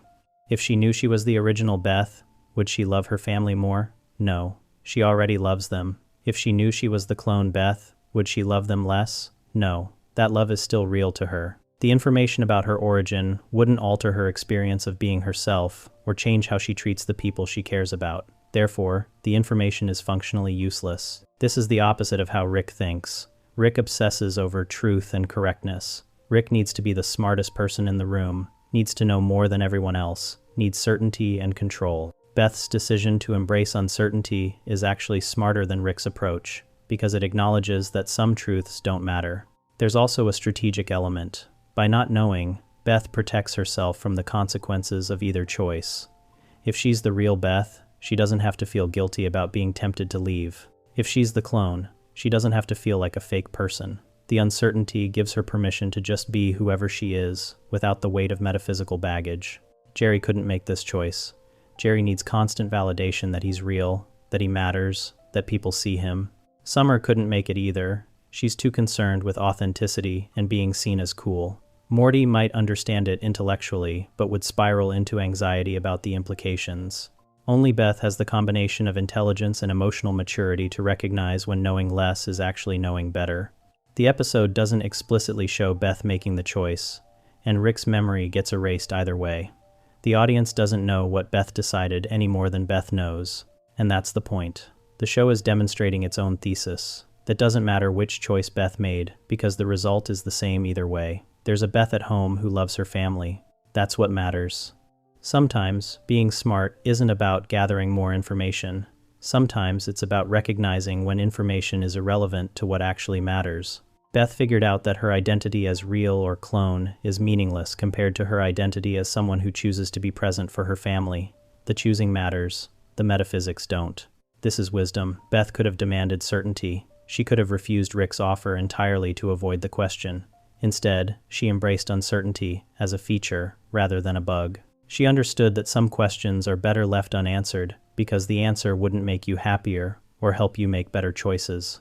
That's N, recognizing that consciousness and identity are messy, subjective experiences that don't have clean metaphysical answers. Beth made peace with ambiguity. In a show where Rick's need for certainty and control constantly causes disasters, Beth's acceptance of uncertainty is revolutionary. Beth chose not to learn if she was real or a clone because it wouldn't change her love for her family. Later, she ended things with Space Beth and chose Jerry, valuing commitment over escape. Beth and Space Beth start having an affair over Thanksgiving weekend. They keep forgetting to bring back ice cream from the gloppy drop system because they're too busy together. Rick warns Beth that secrets pile up like credit card debt. The kids figure it out. Rick tells both Beths they need to tell Jerry. Space Beth threatens everyone with predator weapons if they pressure her. Finally, both Beths tell Jerry the truth at Thanksgiving dinner. In episode 3 of season 6, called Bethic Twinstinct, Jerry responds by rolling into a ball using Rick's pillbug protocol, an emotional defense system that puts him in metabolic hibernation, where nobody can hurt him. Space Beth calls it a tantrum, but Home Beth recognizes something deeper. His tantrum is self-destructive. Yours is destructive. Maybe that's why I'm the one that loves him. That's the first sign of Beth's insight. She understands the difference between Jerry's weakness and Space. Beth's strength isn't what it appears. Jerry's self-destruction comes from caring too much. Space Beth's destruction comes from not caring enough. Beth chose to love someone who cares. The argument escalates. Space Beth asks if Home Beth wants her to be like Jerry. Propose. Threaten to kill herself. Home Beth responds, "No, I love you the way you are, and I did it forever in a video game. But in life, things go wrong. Things stop working. I like to fix those things, and when I can't, I'm pretty useless. Like my husband." This is Beth, recognizing her own nature. She's a fixer. She stays with broken things and repairs them. That's a choice based on who she actually is. She doesn't abandon things when they get difficult. Jerry doesn't either. That's what they share. Space Beth is confused. I don't get it. You're the housewife, and I'm the space lady, but you're the one that chewed me up and spit me out. Space Beth thought she was the strong one. She has the adventures, the spaceship, the freedom. But Home Beth just ended their relationship. Home Beth is the one walking away. Space Beth is the one who wants to keep going. That role reversal is the key insight. Beth understands something Space Beth doesn't. Strength isn't about running away from responsibility. Strength is choosing responsibility and making it work. Space Beth ran from Earth. Home Beth stayed. And in this moment, Home Beth is proving she's the stronger one by ending something she wants, because it conflicts with what she's committed to. Both Beths realize they can't just forget each other. They ask Rick to erase their memories of being together. Rick agrees, noting everyone will bear the burden silently, because it's more practical than truth. That's when Jerry unrolls from his bug form and calls them out for trying to lobotomize themselves for his comfort. The situation resolves when Jerry reveals he wanted to permit their love and transforms the affair into something he controls through permission. But that's Jerry's smart moment. Beth's smart moment happened earlier, when she chose Jerry over herself. Think about what Beth did. She had an affair with a version of herself who represents everything she gave up: adventure, freedom, no responsibilities. Space Beth is literally Beth without the compromise of marriage and motherhood, and Home Beth chose her compromised life over her fantasy life. That's understanding what actually matters.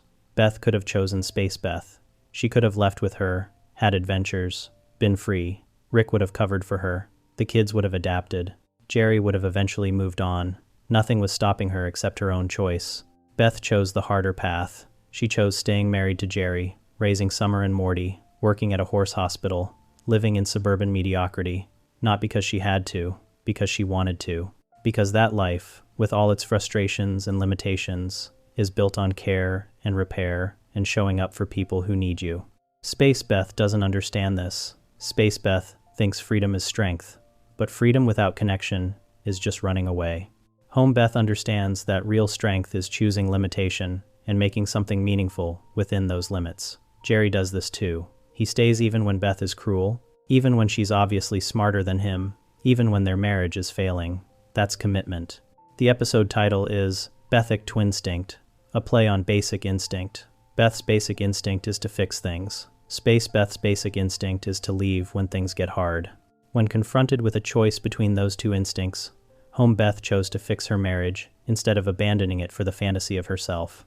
Compare this to Rick, who abandons everything that gets complicated. Rick left Diane. Rick leaves dimensions when he breaks them. Rick's solution to every problem is to find a reality where the problem doesn't exist. Beth could have done that. She could have left her reality for a better version. She chose to stay and make her reality work. Beth recognized that Space Beth represents who she could have been, but Home Beth represents who she actually is. And who she actually is includes being someone who stays, who fixes, who loves Jerry despite his weakness, who raises her kids despite their judgment, who shows up even when it's hard. Beth ended her affair with Space Beth to choose Jerry, valuing commitment over escape. She also set firm boundaries with Rick, recognizing her fear of losing him had enabled his behavior. Rick reunites with Unity, a hive mind entity that assimilates entire populations. They used to date. Within hours of reconnecting, they're partying so hard that Unity loses control of the planet it's governing. People start fighting race wars based on nipple shapes. Buildings explode. Unity's drinking and doing drugs, and can barely pilot a hovercopter while running 200,000 pediatric hospitals. In episode 3 of season 2, called Autoerotic Assimilation, Summer and Morty try to get Rick to leave because they recognize this relationship is toxic. Summer tells Rick he's a horrible influence on Unity, comparing them to leggings and mid-calf boots. 19. They think they're great together, but they're just bringing out the worst in each other. Rick dismisses them as emotional humans he can tolerate but doesn't care about. Unity eventually leaves Rick a breakup letter scattered across the entire planet. The letter explains that Unity is attracted to Rick for the same reason they can't be together. Rick can't change. Unity writes, "I know how it goes with us. I lose who I am and become part of you, because, in a strange way, you're better at what I do without even trying." Rick comes home devastated. He tells the family Unity wasn't cool because it thrives on enslavement, but everyone can tell he's lying. Rick goes to the garage, gets drunk, and builds a device to vaporize himself. He positions his head under the energy beam. At the last second, He passes out drunk and survives only by accident. Meanwhile, Beth and Jerry discovered Blim Blam, AI, an alien Rick has chained up in a secret underground lair. They spend the episode arguing about whether Rick is protecting the alien or exploiting it. Jerry insists Rick is harvesting organs. Beth insists Rick is curing space AIDS. They're both partially right. Rick is curing the disease, but only to patent and sell the cure for profit. Blim Blam breaks free and tears into both of them. He calls them the worst and explains their marriage problems have nothing to do with Rick. You both hate yourselves and each other, and the idea that it has anything to do with Rick is laughable. He storms out, disgusted. When Rick returns from Unity's planet, Beth confronts him. This is her smart moment. She says, "I know I sound like Mom, but I can't sacrifice this whole family's safety just because I'm afraid you'll leave again. So, no more alien prisoners, and no more subterranean excavation without consulting us." Rick just says, "Okay." Beth is shocked.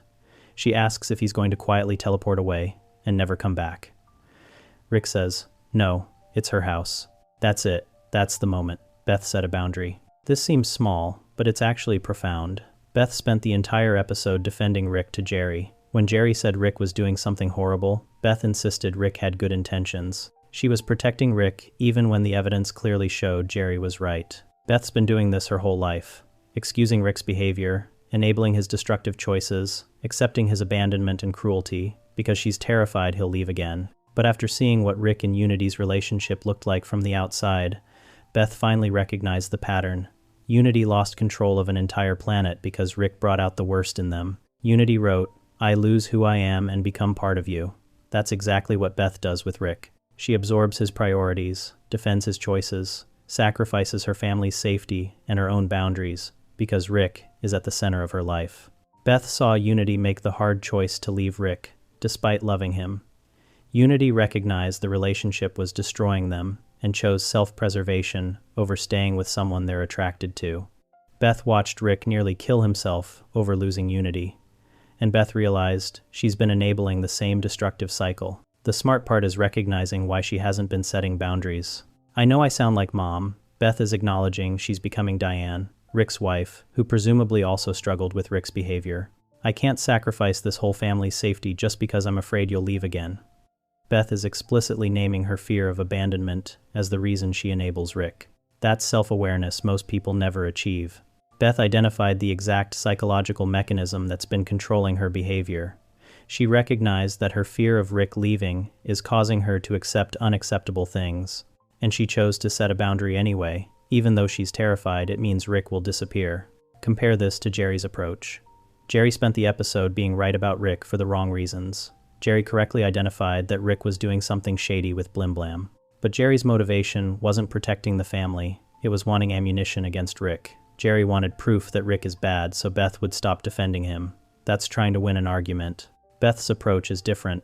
She's not trying to prove Rick is bad. She's not saying, "You're a monster and we don't want you here." She's saying, "I love you and I'm afraid of losing you, but I can't let that fear make me compromise my family's safety." That's mature boundary setting that acknowledges the complexity of the relationship. The episode also shows why this is so hard. Rick attempts suicide in the garage while Jerry is outside happily gardening, completely oblivious. If Beth had set stricter boundaries earlier, would Rick have left and killed himself somewhere else? Beth's fear isn't irrational. Rick is genuinely dangerous to himself and others. The stakes of setting boundaries with Rick are life and death. But Beth does it anyway. She chooses to risk Rick leaving, rather than continue enabling his destructive behavior. That takes courage most people don't have. Most people, when faced with set boundaries or keep someone you love, choose to keep the person and suffer the consequences. Beth chose differently. The episode ends with Rick accepting the boundary without complaint. He doesn't argue. He doesn't threaten to leave. He just says, "Okay." This suggests Beth's been projecting her fear onto Rick. Maybe he's been waiting for someone to set limits. Or maybe he's too depressed from losing Unity to fight. Either way, Beth's worst fear didn't come true. Rick stayed. Sometimes, being smart isn't about solving complex problems or coming up with clever plans. Sometimes it's about recognizing the unhealthy patterns you've been stuck in your whole life and choosing to do something different, even when you're terrified of the consequences. Beth figured out that loving someone doesn't mean accepting everything they do, and she figured out that her fear of abandonment was making her complicit in Rick's self-destruction. That's wisdom that usually requires years of therapy to achieve. That's it for today. If you want more videos like these, subscribe to our channel.